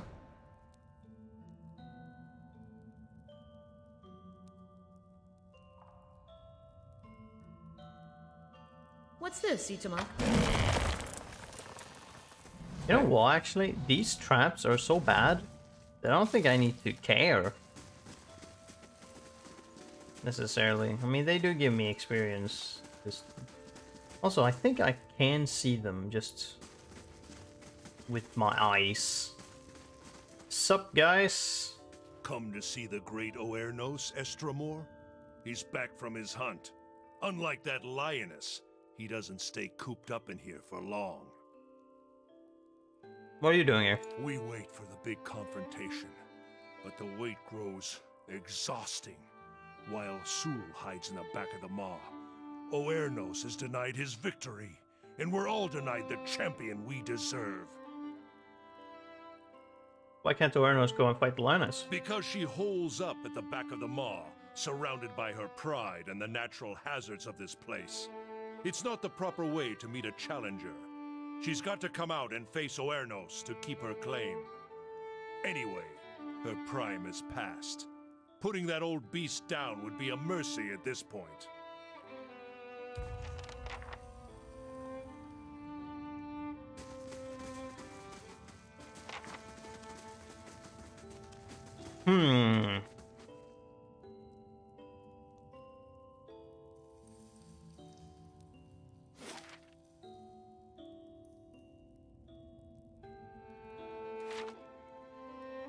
Because of the cubs being raised, I feel like I'll go for her, so I will take care of this bear. Whatever that means. He is not the rightful champion. If you stand on the side of that toothless old bag of bones, then you stand in my way. Fighter, Hunter, Darkozy, Paladini. Interesting. I am none of these. Is it just... Hold on then. What if we just go and be like, yo, I can take care of her or of the bear? What would they give us?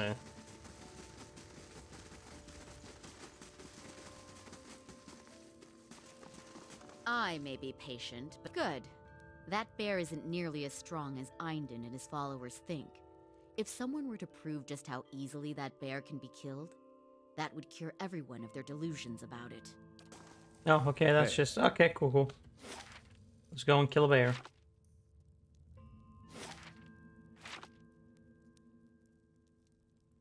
We should eat our snacks first. And then we'll set ourselves up and kill the bear. Okay, there's a big area here with... Yes?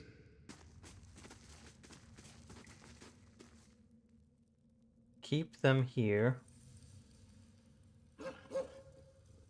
You need to be in front. Okay, there we go. What is it? Us three here. Ready to face them. Make sure you don't meet a grisly fate.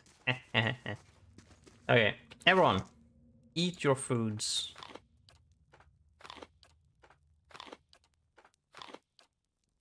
Do you want the pie or do you want that? We'll take double per dexterity. Then +2 intellect. Go. What other food can we craft? Holy shit, we can maybe even craft that again. Yeah, we can. We got some fish.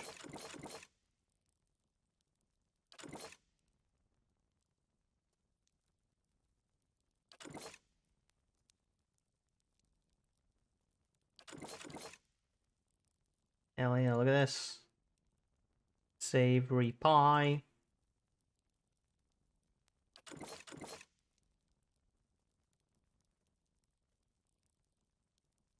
Level 5 scroll. Is there a level 5 spell? No. Doesn't feel like it is. Wait. Boiling Spray, level 4 scroll.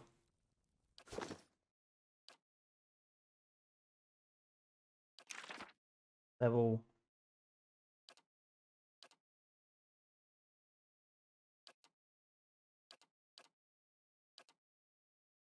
Well, he doesn't have that as a thing. Hold on though. Confusion. Okay. No, okay, so Maelstrom is a level 5 spell. Why don't I have it then? I want Maelstrom, dude.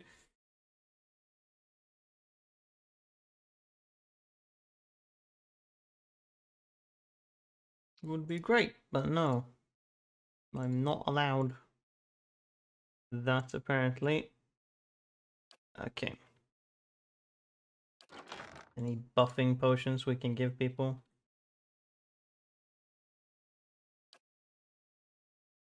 Until hit.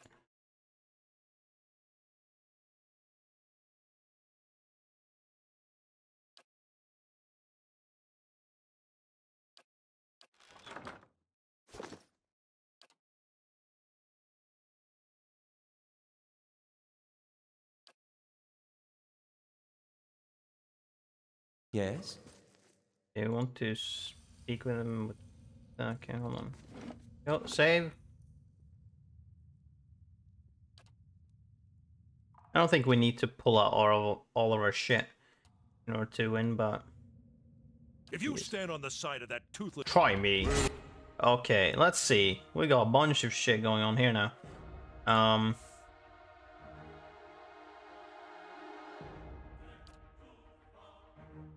Make that bear the sworn enemy. Shoot that elder bear. Attack that elder bear. You attack him. Cast Spirit Shield actually. You I knock him down. And I will cast...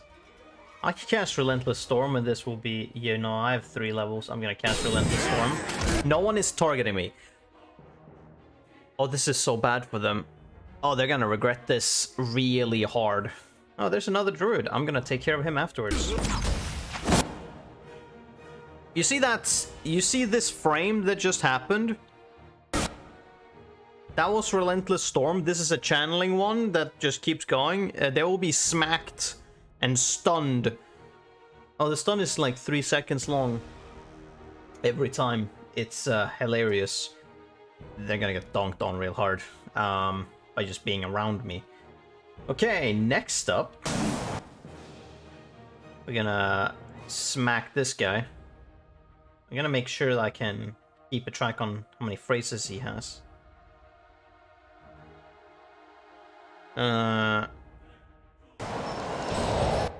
Now I'm done. I need to take care of this douche. What do I do that with? Overwhelming wave.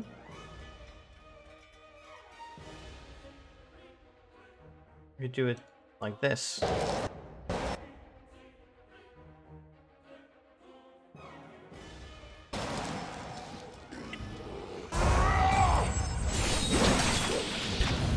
Whoosh. He's stunned for 10 seconds.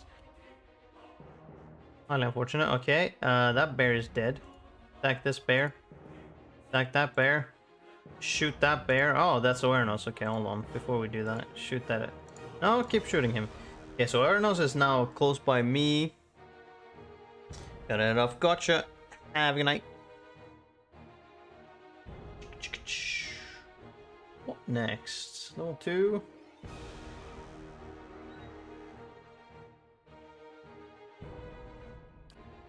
Only beasts. What is the range of that?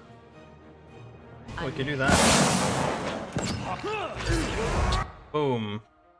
Paralyzed. I'm gonna transform.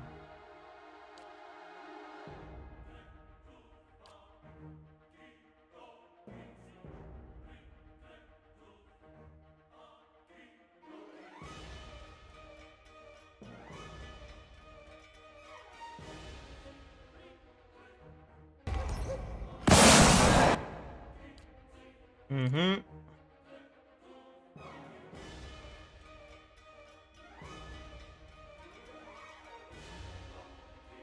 I have range on him, so used blinding strike. Boom! Now he's also blind for 28 seconds.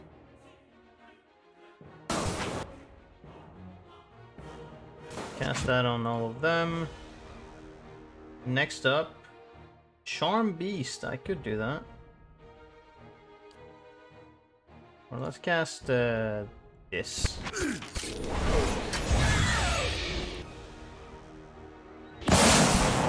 There we go, Erno's dead. Smacked him real good. Oh, you decided to transform as well. That's your mistake.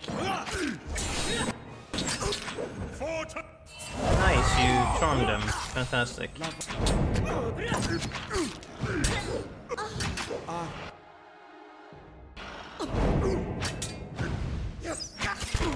Die already, thank you. No, I'm sorry, you're not gonna get a chance to do that.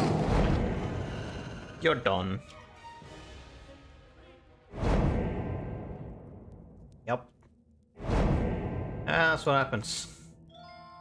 Fine Poleaxe, Exceptional Battle Axe, Exceptional Club, Fine Hide Armor, Money. Okay. Of course. All right then. What is it? How may I help?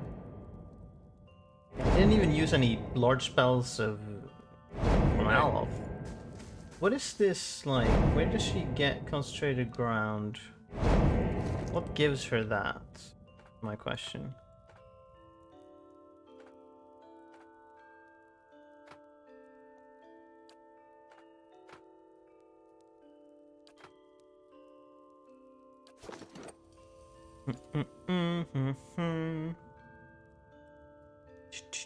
Consecrated ground. What that she has gives her that? Ah, grants consecrated ground when hit by a critical hit. That throw over during okay, so every second. So it activates 30 times. And it heals 9.3 endurance. It's not that much, but... Hey. It is pretty constant. Okay, well. That's done now.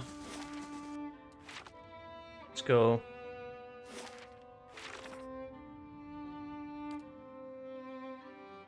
Prison of Ice. I need to do 2 things in there now. It's fine by me. I resolve the stalemate between beasts. I may now receive my blessing from the Seeker God himself. I will return when we've done these things for everyone. Apparently we will not be getting to Burial Isle for a bit. Did not foresee having to do these things. So we need to go to Highlight Temple, defeat the dragon. If we can. We'll try. I don't know where the dwarf is, so we'll keep that on hold for now. We need to go to Noonfrost to do 2 things. I need to find traces of her sister. And we need to...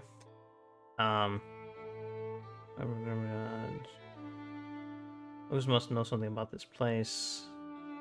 Speak to people about Noonfrosts in the old district, probably. Let's first be like, yo, I fucking killed the bear. Dealt with awareness. You chose well. Sool's cubs will grow up to be quick and fierce, and so will the Fangs if we follow their example. Thank you for resolving this, Estramor. No problemo. Time to return. It's like, yeah, I killed a bunch of your dudes and beasts. You're not too angry about that.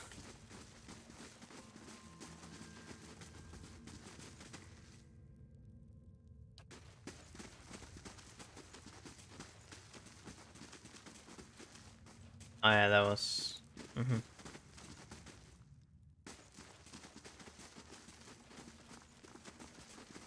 Oh yeah, I could speak to this guy about a thing. What's up, dude? Still looking around? Oh, that was the Watch your step. situation.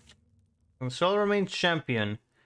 Many of the Fangs are glad to see her stay. Perhaps it's Galwain's way to telling us to remember our roots and prize our cunning as hunters. Thank you for your help, Carrad. May Galwain guide your path. Take this with our thanks. You might visit Caraveron to pray to the Lord of the Hunts. He sometimes grants special favor for those who prove themselves. Oh, this was in case you... Ooh, Cat's Claw, in case you just did it randomly. Cat's Claw, this is a very neat looking sword. One-handed. Slash pierce. 8 accuracy is exceptional. DR bypass. That's because of the rending. Enchanting, it can still be enchanted. Is that better than... Is it finally better than this fucking weapon? Damage is higher. 20% of graces compared to hits. That's not here. Actually against spirits. That seemingly is not going to be too... Okay, so yes, +2 constitution. I could probably give that to this sword. No, wait a minute. You can't? No, you can't. You will lose 2 constitution.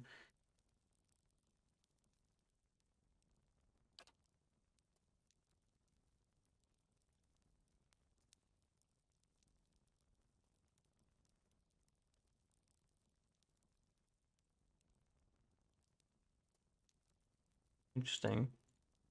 Seemingly, well, the beasts were better to put it against. Or that's late, early game. Oh no, what the fuck is a dragon? Is that a beast? Are dragons beasts? They're not kith, they're not wilder, surely. They're not vessels, they're not spirits, they're not they could be a primordial, I don't know what they count as. Worm wing. You know that the youngest dragons are dangerous beasts. Yep, okay, gotcha. What are they weak to? It depends. No, that's turquoise. What's amethyst for? That's moonstone.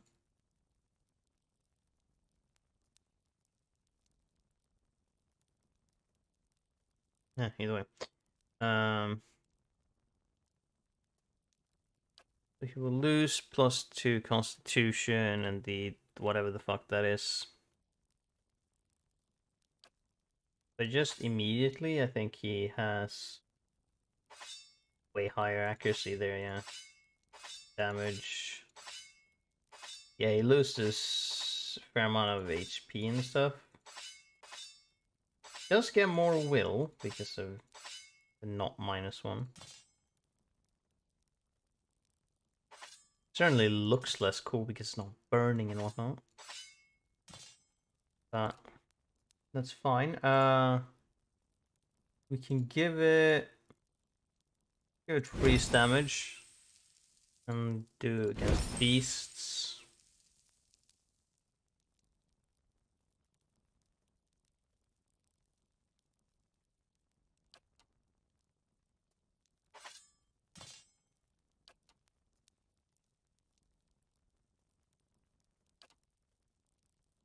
Already had it has against Kith.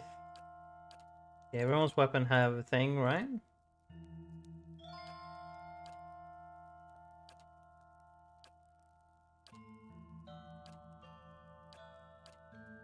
That can't do anything. This armor has everything. This armor doesn't have proofing. What could I proof you with? You currently would need more corrode. Proofing. -50 armor efficiency. The fuck does that mean?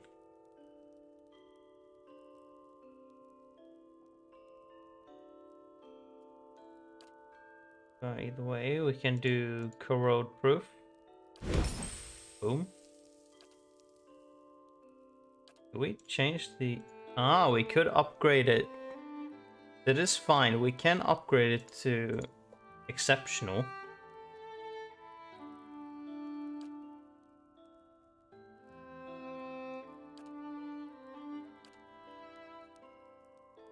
This one have...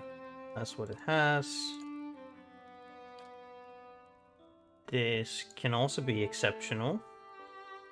This does require money. I do not have infinite money. She can get bonuses. I have diamonds.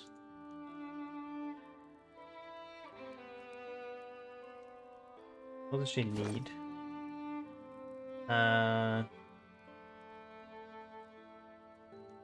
Guess she will want might. Guess she needs to do damage. I can give this... I can make this... What does this cost? Can make it exceptional, then let's do to might. Then I need to shockproof it.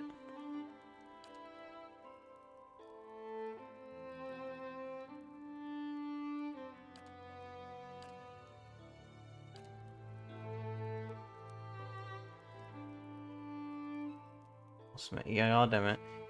Okay, so hold on, I need to check in terms of what is it. Mass deflection in general. Damage reduction 19, 17, 13.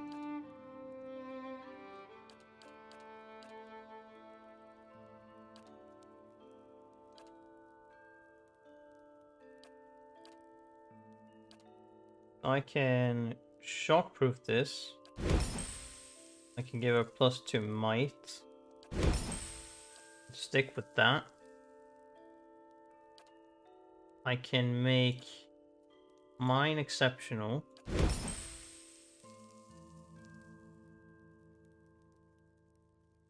And what? Burn resistant?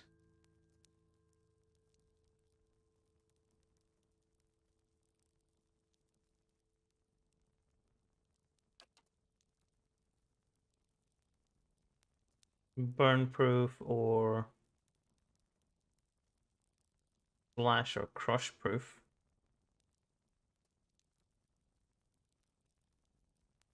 Probably burn proof. We're dealing with the dragon, probably better to do that immediately. Oh yeah, 15, 17, 19, that's good enough. Okay, 12. Preferably you guys shouldn't be even near.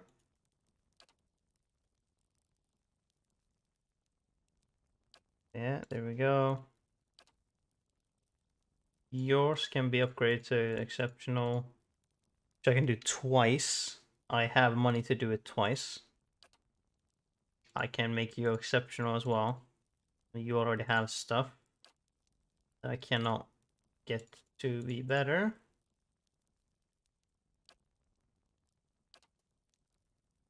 So I feel like I should upgrade theirs to be exceptional.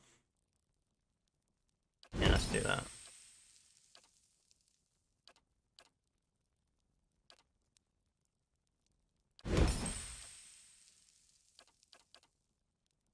Think that's worth it? Hey.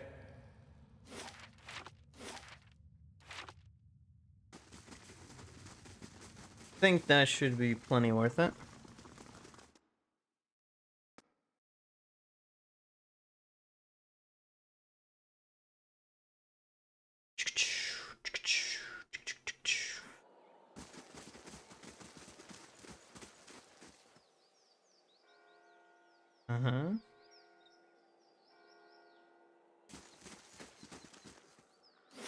Okay.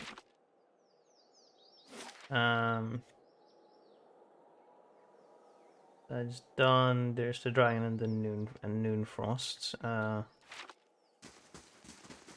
we go up towards the dragon, maybe?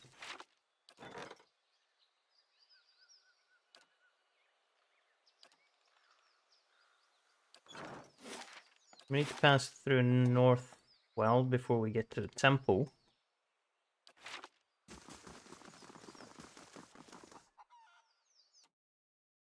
Yeah, the +2 resolve constitution and might is pretty good. Yeah, let's go up towards the dragon first, I guess, because that's the... There's less stuff to do there. Plus, I don't know if we're gonna actually get to do anything with that. Find the Derwin expedition and pilgrims camp in the north. Oh, wait a minute. This was also this. Find the Deerwooden expedition in pilgrims camp. The Northwell Wilderness. I've arrived to the north where Gwyneth's expedition should be making camp beside the pilgrims' trail leading to the Hylas Temple. I am to warn them that Glanfall and Scats are on their trail. Well, you know, the Skybreaker added. Uh-huh. Rod of Wind and Thunder. Interesting. For years, an aged wizard has been seen traveling up and down the northwest coast of the Deerwood, performing experiments in the middle of terribly violent storms. Locals have never been certain if the wizard is taking advantage of the weather or if she is causing the phenomena herself. In recent months, the wizard has not been seen, but farmers have reported a dark, roiling cloud passing through otherwise clear skies. Here VS is the okay. Rex, you are my rogue and agent.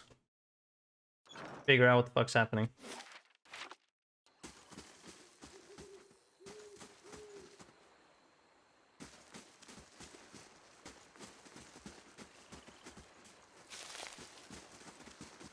Oh, there's some tracks of blessing continue further east.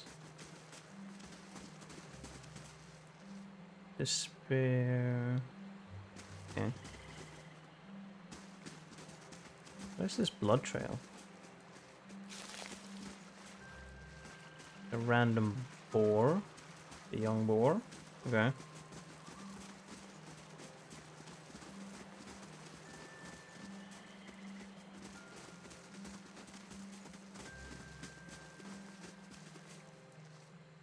Nice and tall and brush. Quiet, keep it low. Take a look, my friends are up there, over the lip of the hill. What's going on? Banks must have caught the scent and rushed the group.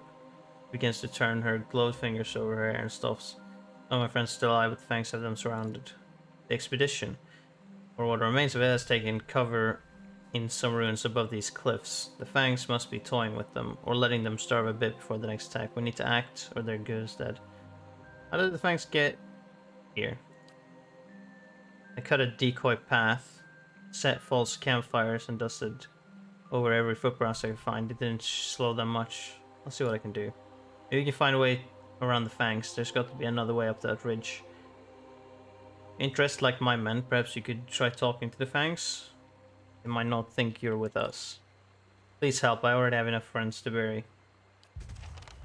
Maybe I can tell them to not kill them maybe, but have these fucks disappear from here, because they sure as shit shouldn't be here. As they are very much trespassing. Like idiots. It's like, well, I'm fucking sorry about the friends you need to bury, but you're kind of doing a dumb move. What brings you here? An elf woman stands beside a stag, petting the great beast on its neck. As you approach it, the animal jerks its head in your direction and rears up. Stillness! The woman orders the stag, pulling on the skin of the stag's neck until it ceases to buck. Easy now, no need to fight. Yet. Turns to face you. One ear is missing its top half, and many battle scars race her otherwise smooth skin. More foreigners, more unclean feet trampling on our lands, more blood to feed the trees. She shakes her head. You should not be here, Estramore. Her hand moves to one of several blades strapped to her hips. If you are here in our lands, it is either to steal from us or to aid those who would.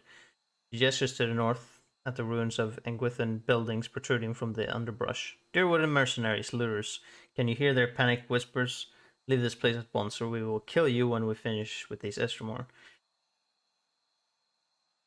I'm a friend of Eir Glanfoth. He holds her gaze on you. The great stag stomps its front hoof on the ground and turns to its master. Do you speak the truth, foreigner? If you are indeed a friend, you would respect our lands and not defile our sacred soil with your trespass. The woman clenched her jaw. Its muscles quiver under the pressure until, suddenly, calm returns to expression. If you have no bounds of kin or kith with the looters, I will give you a chance to prove it. He draws one of her swords and with a swift arcing motion points it to the ruins beyond. The invaders must be purged from our lands. Prove your worth and we will believe your words. Tell me about these mercenaries. Same as the other Druid thieves that pillage our lands. We tracked the Druid from their first step beyond the Great River and waited for them to err. They always do. We claimed half their pack in our first assault. The cowards then ran, now huddled to the north. When the wind turns, you will smell their fear. If they surrender, will you let them live? Benevolence. Softness such as yours will not bring them to heal. Their greed knows no bound. Their memory honors no history. What use have we of prisoners? What example do we set to others by letting them live? Why would we forgive again? Oh, resolve. I don't even have positive 3. Okay, Jesus. See what I can do. Gentle, strong, we wait here. Didn't even have good enough reputation with them, apparently. Okay. Well, we shall look around for more. What reputation do I have with them?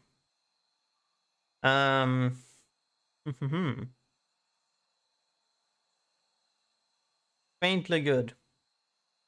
Right. So it's somewhat good, faintly good, moderately good is 3 then.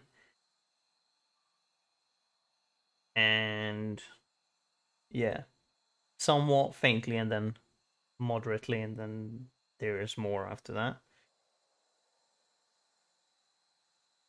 Ethic Null ally? I don't even know what that is. How can I be an ally of them when I don't know what the fuck Ethic Null is? It makes no fucking sense.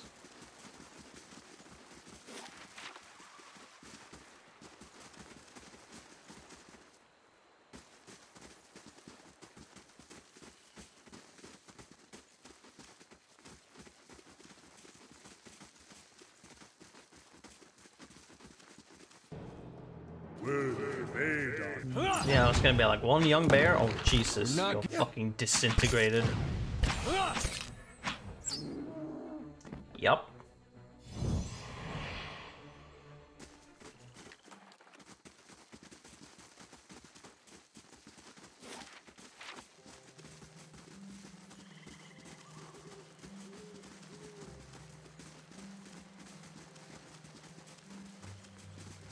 Oh.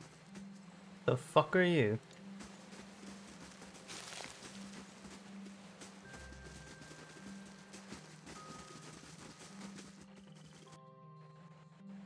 Body, how curious. What can I learn from you?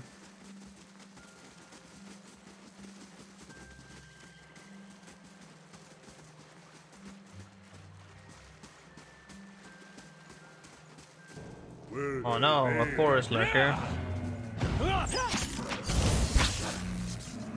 Oh, get some greater rain blights. Okay, I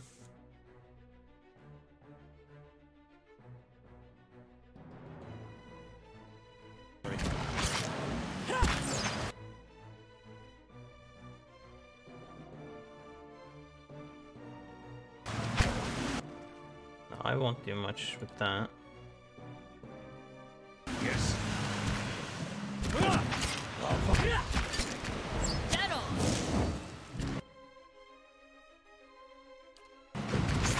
I transform, I should be able to do more though.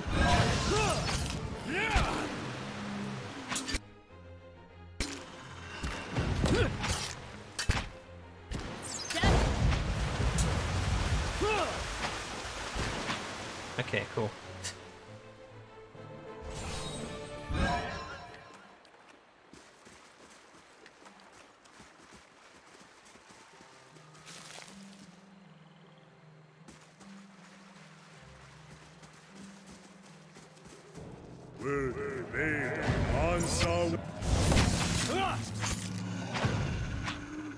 Another forest lurker dead.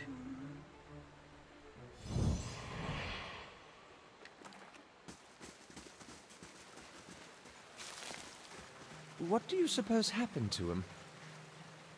Guess we'll find out. Beneath the raging waterfall, the corpse of an elven grandfather hunter lies shattered against the rocks. Broken bones protrude through its skin, but you also notice deep parallel cuts in the rotting flesh. The slashes trace almost every part of the body, as if it's been ravaged by a dozen blades. This man probably died before his fall from the cliffs above. Touch the dead elf's forehead. Droplets of water glistening down its purple surface, and feel a sudden jolt from the hunter's lingering essence. The world around you fades away. You're walking among the underbrush without making a sound. Moonlight catches sight of your arms, shining them pale, but you quickly dart again into the shadows of the giant trees of the Northweld. Your blood brothers is not so deft as you expected. Or your blood brother. Look at him, frail, unaware. He doesn't deserve to share the glory of this hunt. It's been countless seasons since a Stelgar like this one, twice the size of its lesser kin, has roamed the forest near Twin Elms. Arthur fell for the trick. You almost feel pity for him, but you've convinced yourself that he'd only get in the way once the killing begins. You'll be safer by the river, expecting that we'll flank the Stelgar when it comes out to drink. But this kill will be only yours. The Stelgar is larger than you imagined. It stands without fear atop the waterfall's ridge, its silhouette cutting a monstrous hole against the mantle of the night sky, a beast of legend, a true hunter. Your hand tightens around the shaft of your father's spear. The weight feels balanced, just right, as you prepare to throw. You put everything into it. The spear flies true and hits its mark. Stelgar didn't even hear a sound. Its blood spills bright on the rocks, yet it stands unfazed. The beast pounces. Moonlight shines over its great fangs. Your hand draws your blades without a second thought as you lunge forward to meet this monster. It's fast. It's ripping your flesh apart. You stab at the darkness engulfing you, deep again and again, but there is no slowing its embrace.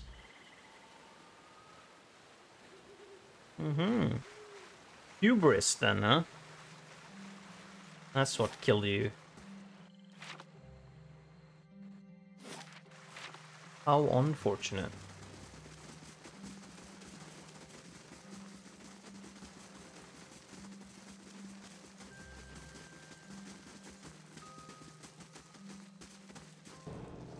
Wolf leader. You're not getting through me. There we go, that's 2 wolves. Oh, there's a person. All right then. Arrows crude and flesh with bright feathers protrude from the corpse. It didn't get killed by the wolves then. Oh, neat.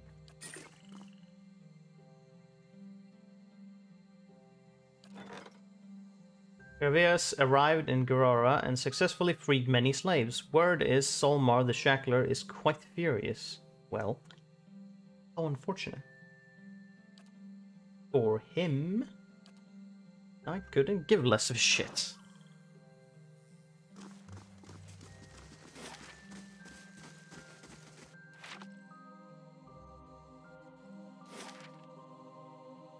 Be as angry as he wants to be. It does not matter to me.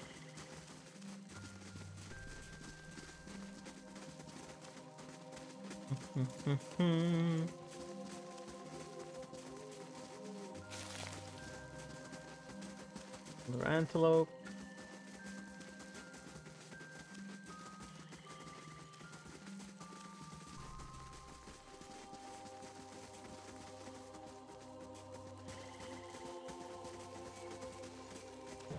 No, cool.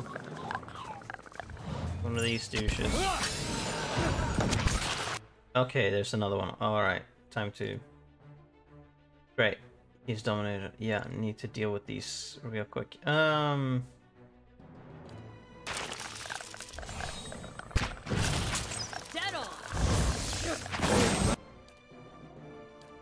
No, I don't need to do that. Just send one like that.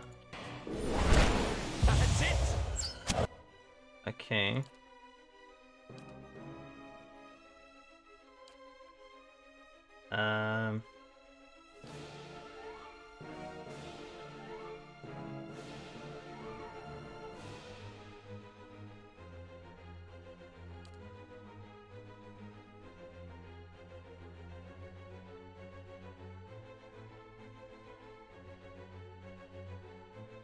Wonder how you can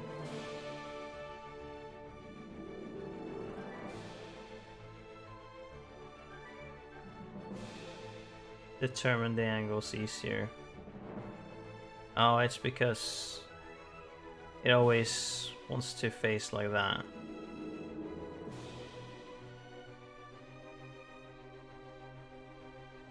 Gotcha.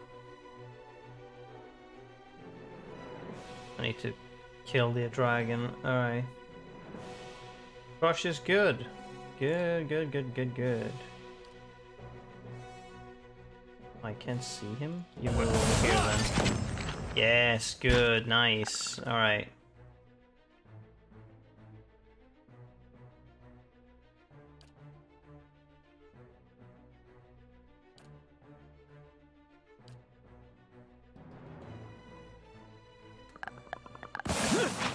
Punish him!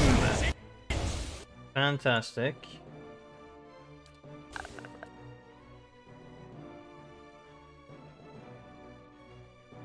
I'm here.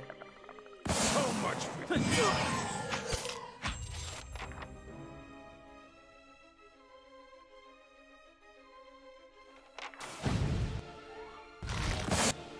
so much Rush is good, though. for you. Yeah, you keep attacking him. He'll be fine.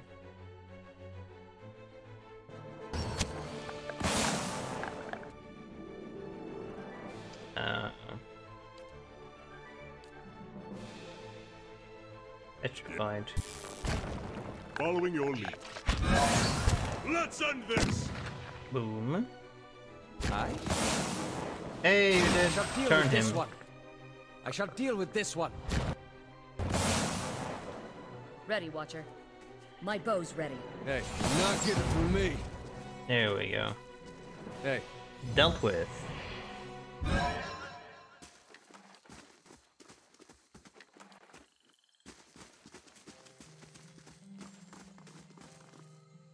The clouds above the cliffs of the north will reflect on the iridescent surface of the Adra. The nest. Ah, okay. Gotcha. Yeah. Scroll of crackling bolt. Is that a lightning bolt? Actually, hold on. No, scroll of crackling bolt? Is that just a naming scheme? Hold on. Is that simply the naming scheme? A cloud with branching things. Yes. No, it doesn't look the same. How may I help? No, okay, this one is called Crackling Bolts. Gotcha. It was just me using the D&D name.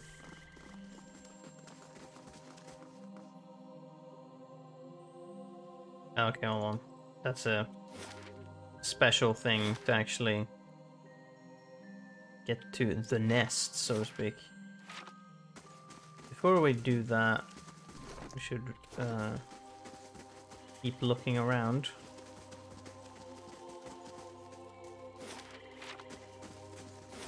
I'll just look around the area and see what else we can find on this top end. Then we'll probably wait till next time to see if we can fight the dragon. There's a cave. Northwell Cave. Might investigate that. Because the dragon is probably going to be a longer fight if we can beat it. I mean, I don't know what the strength level of actual dragons are in this game. But I'm sure there are no pushovers. I'm going to want to like rest and whatnot. Oh. Is this the Stelgar that they hunted? Maybe, maybe not.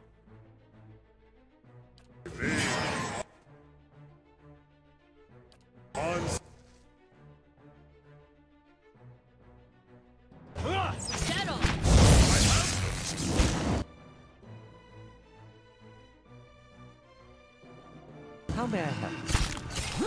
That's it. Okay, hold on.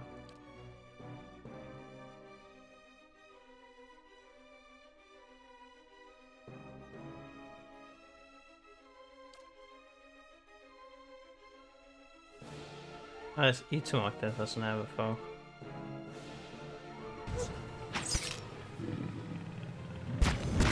Let's have it out! Hey. Oh, everyone, soon attack this guy when he's not dominated anymore. Now that's 4, I need 5. Hey. Hold on, we'll wait. I want him to summon the Drake. I want to see what it looks like. Following your lead. Holy shit. Yep, that is the Drake, alright. It's got knockdown and breath.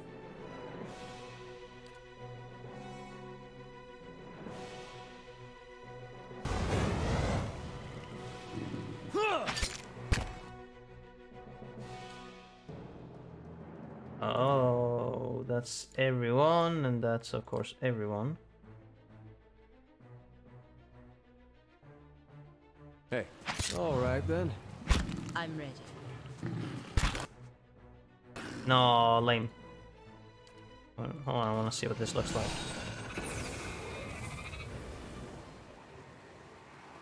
Hey. Interesting. Okay, so got 2 close own AoEs as attacks. Good to remember. Over a ground hardened by dry blood and stomped leaves, the corpse of a giant Stelgar crawls with flies. Its flesh has been pierced and cut, and as if stabbed by spears and slashed by swords. You touch the dead Stelgar's flank, a cloud of flies stirs into the air, and then suddenly you feel the creature's remaining essence. The world around you fades away. Pack rests. Rock shelters the young, full bellies. You turn away and look beyond the trees. The moon breaks over their swaying canopy. A scent in the air stirs a tingling in your mouth. You slide into the shadows, and the taste of hunt filling your nostrils. Light shines on the stones by the water that falls. Prey down below. Two-legged. Hair like dry grass. It moves near the water that flows. Thin legs, slow, noisy, unaware. It holds a sharp stick. Two-legged hunter. Weak prey. Or weak hunter. Prey. Closer prey. Bright moon. Prey. Into the dark. Pain.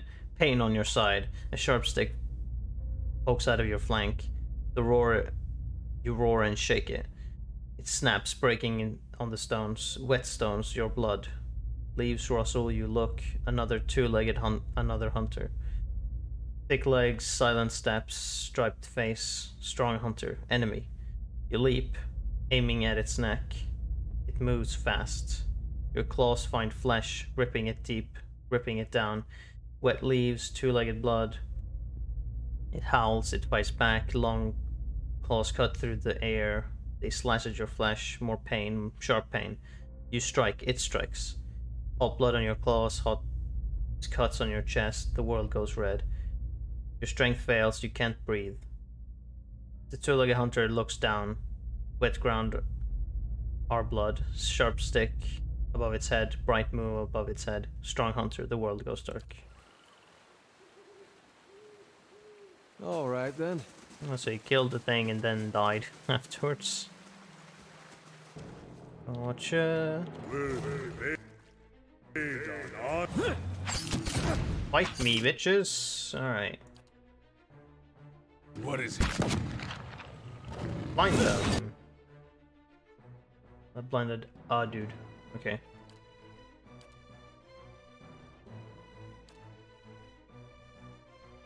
Where's he in relation to this? Oh, he's back there.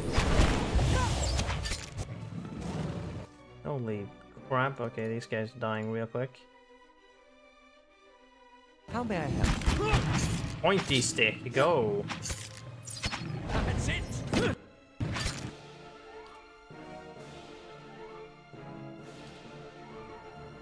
Following your lead, of course. Let's do that.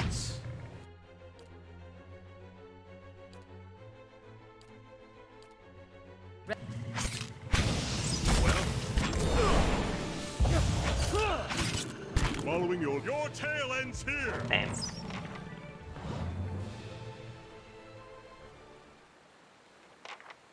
Wait, what? Excuse you?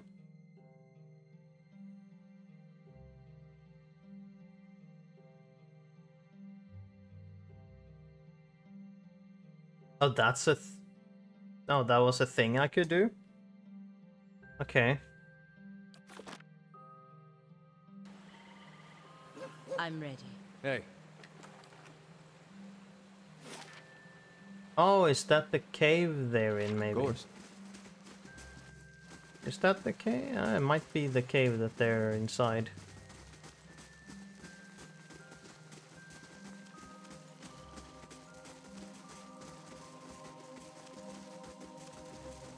Quite possibly.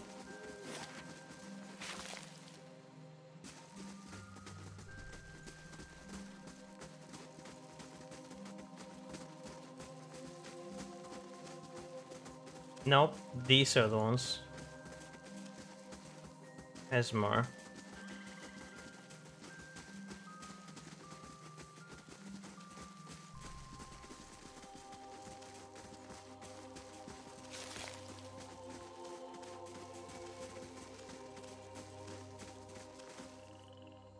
Stop, friend or foe? You're not Glanfall then. By Margaret, friend or foe, I said. I mean...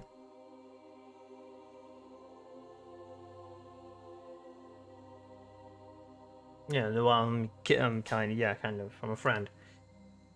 A rare and welcome sight, friends this far home.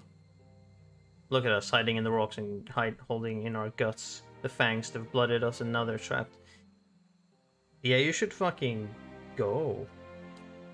Souls for go. We assumed the grandfather killed her before coming upon us. I'm relieved she's alive, doubly relieved she brought help. Trashman ambushed us as we made camp. The fight was a lopsided slaughter. In the melee, someone ripped through the campfire. We were lucky in that regard. The stench of burning flesh and the choking smoke obscured the scene, and a few of us managed to withdraw. We ran to these ruins to regroup, but now we're trapped. The face painters are just south, and they have us cornered. No doubt they're happy to let us starve while they rest and rebuild their strength before attacking anew. Seems like this is where we will be making our last stand.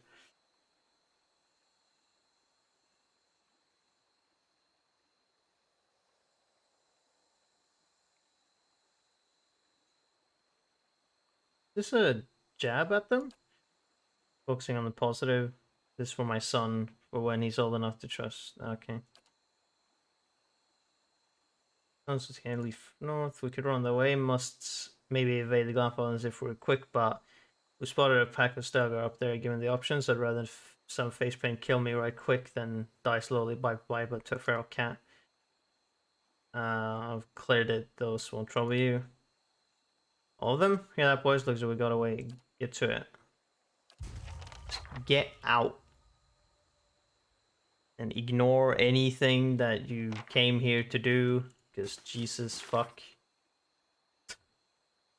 You guys are fucking idiots. That give me negative reputation. And still neutral. No, okay. Not yet.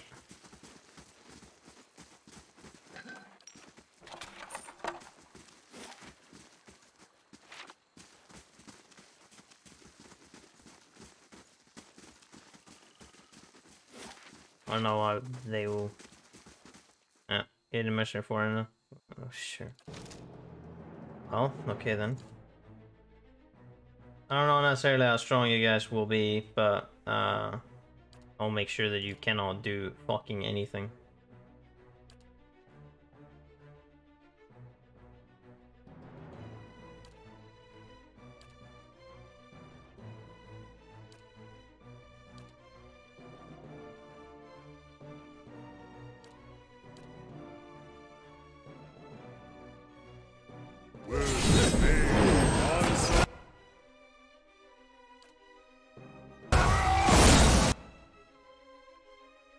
Yeah, okay.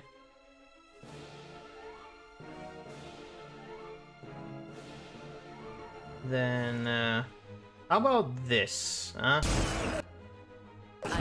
No, stay back. Just hold your position. It'll be great.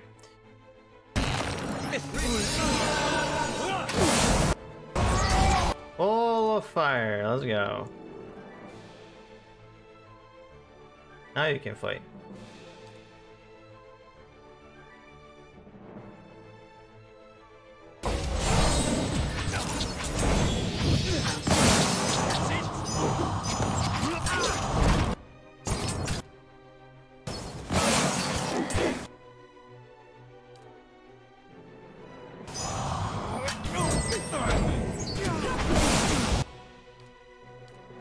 Heal yourself.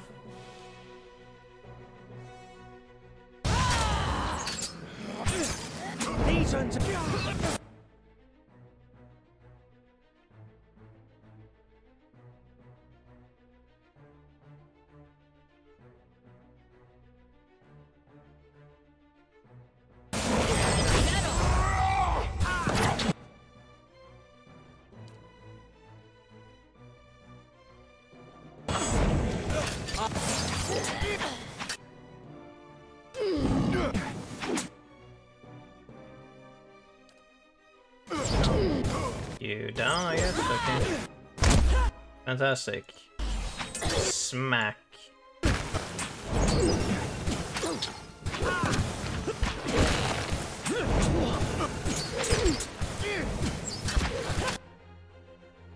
Can you reach there? Hey.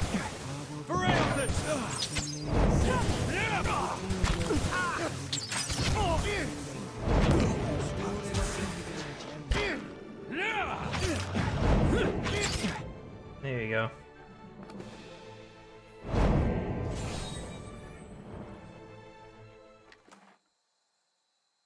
Well, they have some exceptional stuff. Of course. Praymaker. I think it's better than what I have.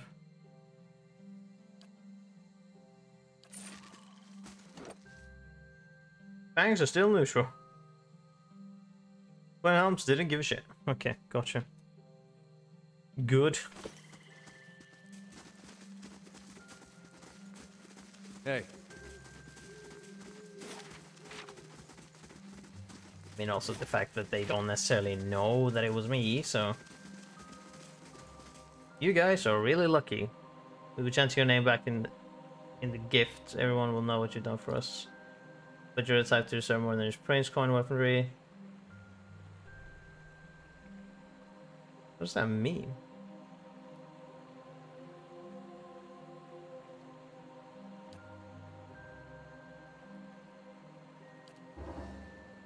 Dungeon Delver.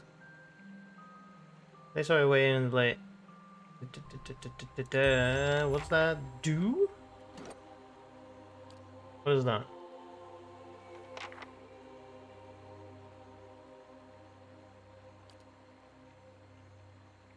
0.1 crit damage multiplier, +1 stealth, +1 mechanics. Okay. I guess. The Skybreaker. In the process of tracking the strange storm, Rix discovered that the old wizard had somehow transformed herself into a unique type of magical blight.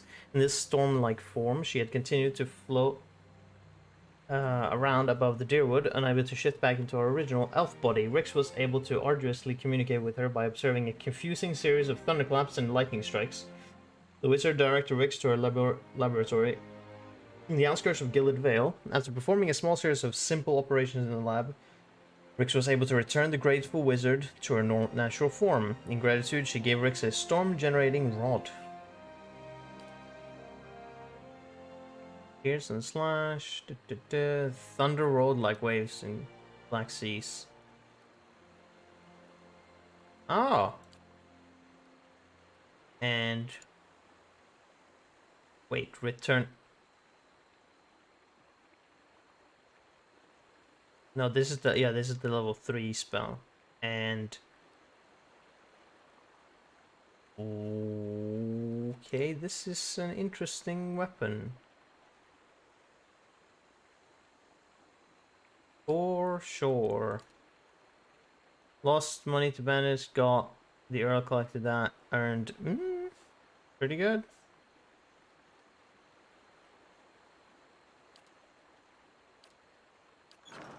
Hey.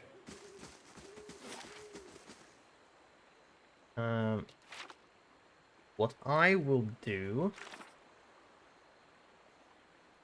I think, is we should probably get out of here, return to Canoa, which will take a day and 24 hours, okay.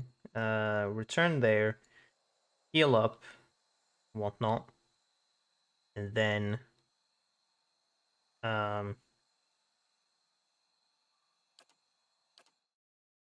we should deal with the visitor. Then on our way back, we shall pass through Deerford, because I think maybe it's like the inn bonuses could be good. Because it's dragon related, so it could possibly be pretty good. Because it might have been like one of them might be like burn proof, so that's I must say, I'm impressed. Oh, okay. Library construction is completed. Good.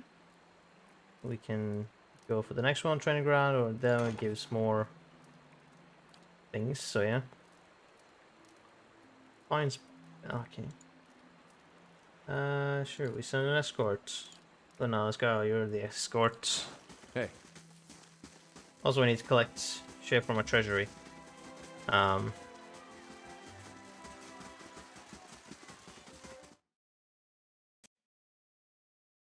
Because I think money is stored there. I don't think we get it directly. I think money and items are stored there. Plus, we want to pick up the rod. That seems interesting. I want to... Question, do I give that? I mean, he'll probably have that as a secondary. I'll probably give Alof that as the secondary weapon. We can just... Oh boy, we have a bunch... Yeah, this is what I thought. We get a bunch of stuff just passively put in here. Yeah, some money there. And just stuff. Scroll, binding web, celebrant gloves. 10% chance to cast holy meditation when hit or critical hit. And ability effect, yeah. Who could want those gloves? Just you might.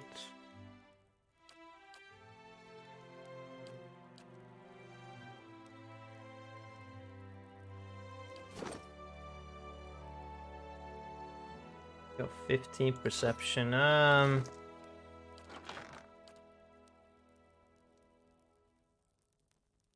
Ability area effect could be better.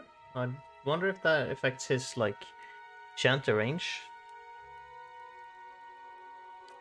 Yeah, that could be good for him. Let's do that because the perception not necessarily good.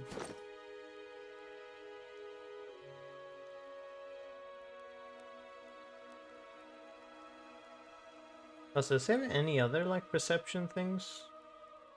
Or was that the only one? That looked to be the only one, so it wouldn't mattered.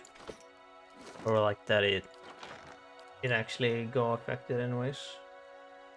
Plus 3 might for a belt, right?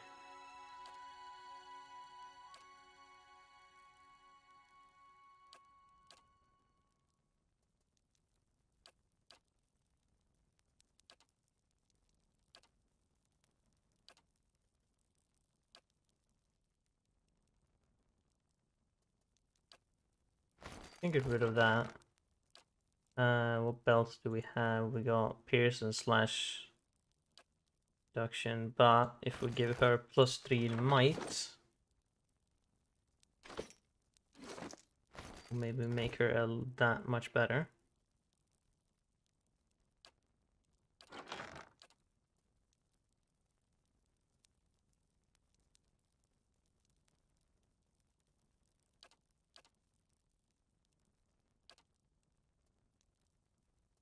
What the fuck was it?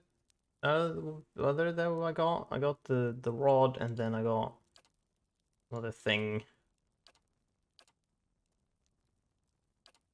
Forgetting what that was. It was the gloves, and then was there something else? Scroll binding web. That was it. This rod is interesting. Pierce and Slash. It's this Crush and Slash. I can make this exceptional if I wanted. 2 rubies.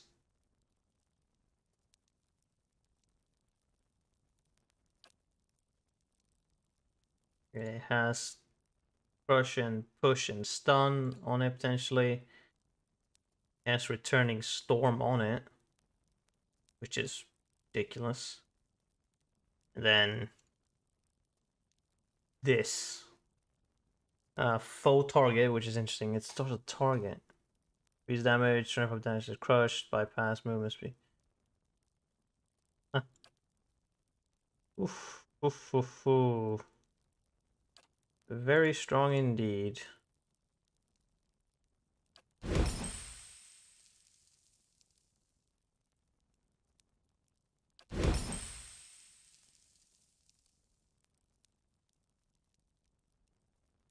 That's so much though. Don't want to do that. Give that as a secondary weapon.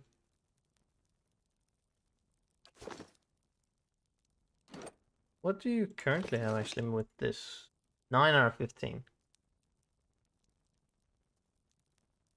Dude, accurate 4, 15 accuracy, 15 damage. That's real good, yeah.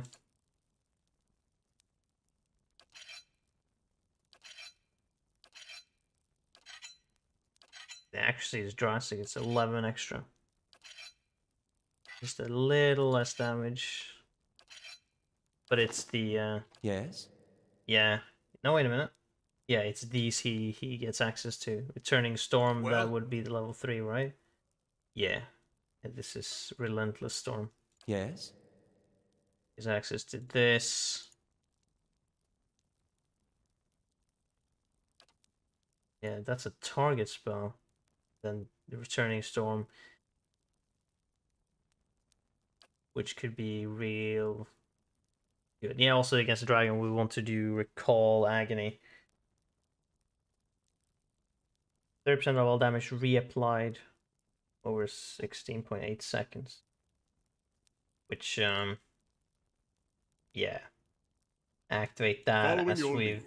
used the scroll What is it? Maelstrom and other like strong ass spells. Definitely activating Relentless Storm. Just keep I'm ready. pelting it. I'm here. How may I help?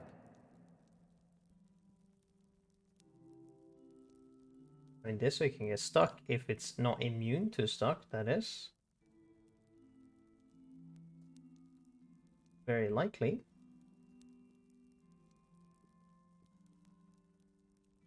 Hey. I mean, it depends on what happens. We don't know. I think I'll save here, and then next time we'll rest up. We'll deal with this guy. Rest up. And then see if Durford has a good bonus, and then head to the nest. Or which other place had the bonus we currently have on us? It's not Old Song, it's probably in Hearth Song. No, actually not. Where the fuck did we get that? Was it in arm's reach? It wasn't in arm's reach. Has to be in one of these. In one of these. Anyways, I don't know. This, yeah, +2 resolve, constitution, and might is still pretty good. This gives damage and health, endurance, and whatnot. It's still a pretty good bonus, but I don't remember what the Durford one had. I believe one of them definitely, one of the options had like fireproofing or something, so you can get more against. Because I'm gonna assume the dragon uses fire. Because I don't think they have any other types of dragons or dragon breaths. Might have, but I feel like this one probably isn't. But we'll see next time.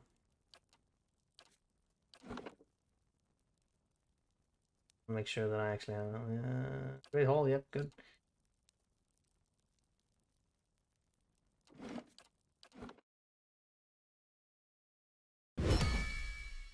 Boom. Yes.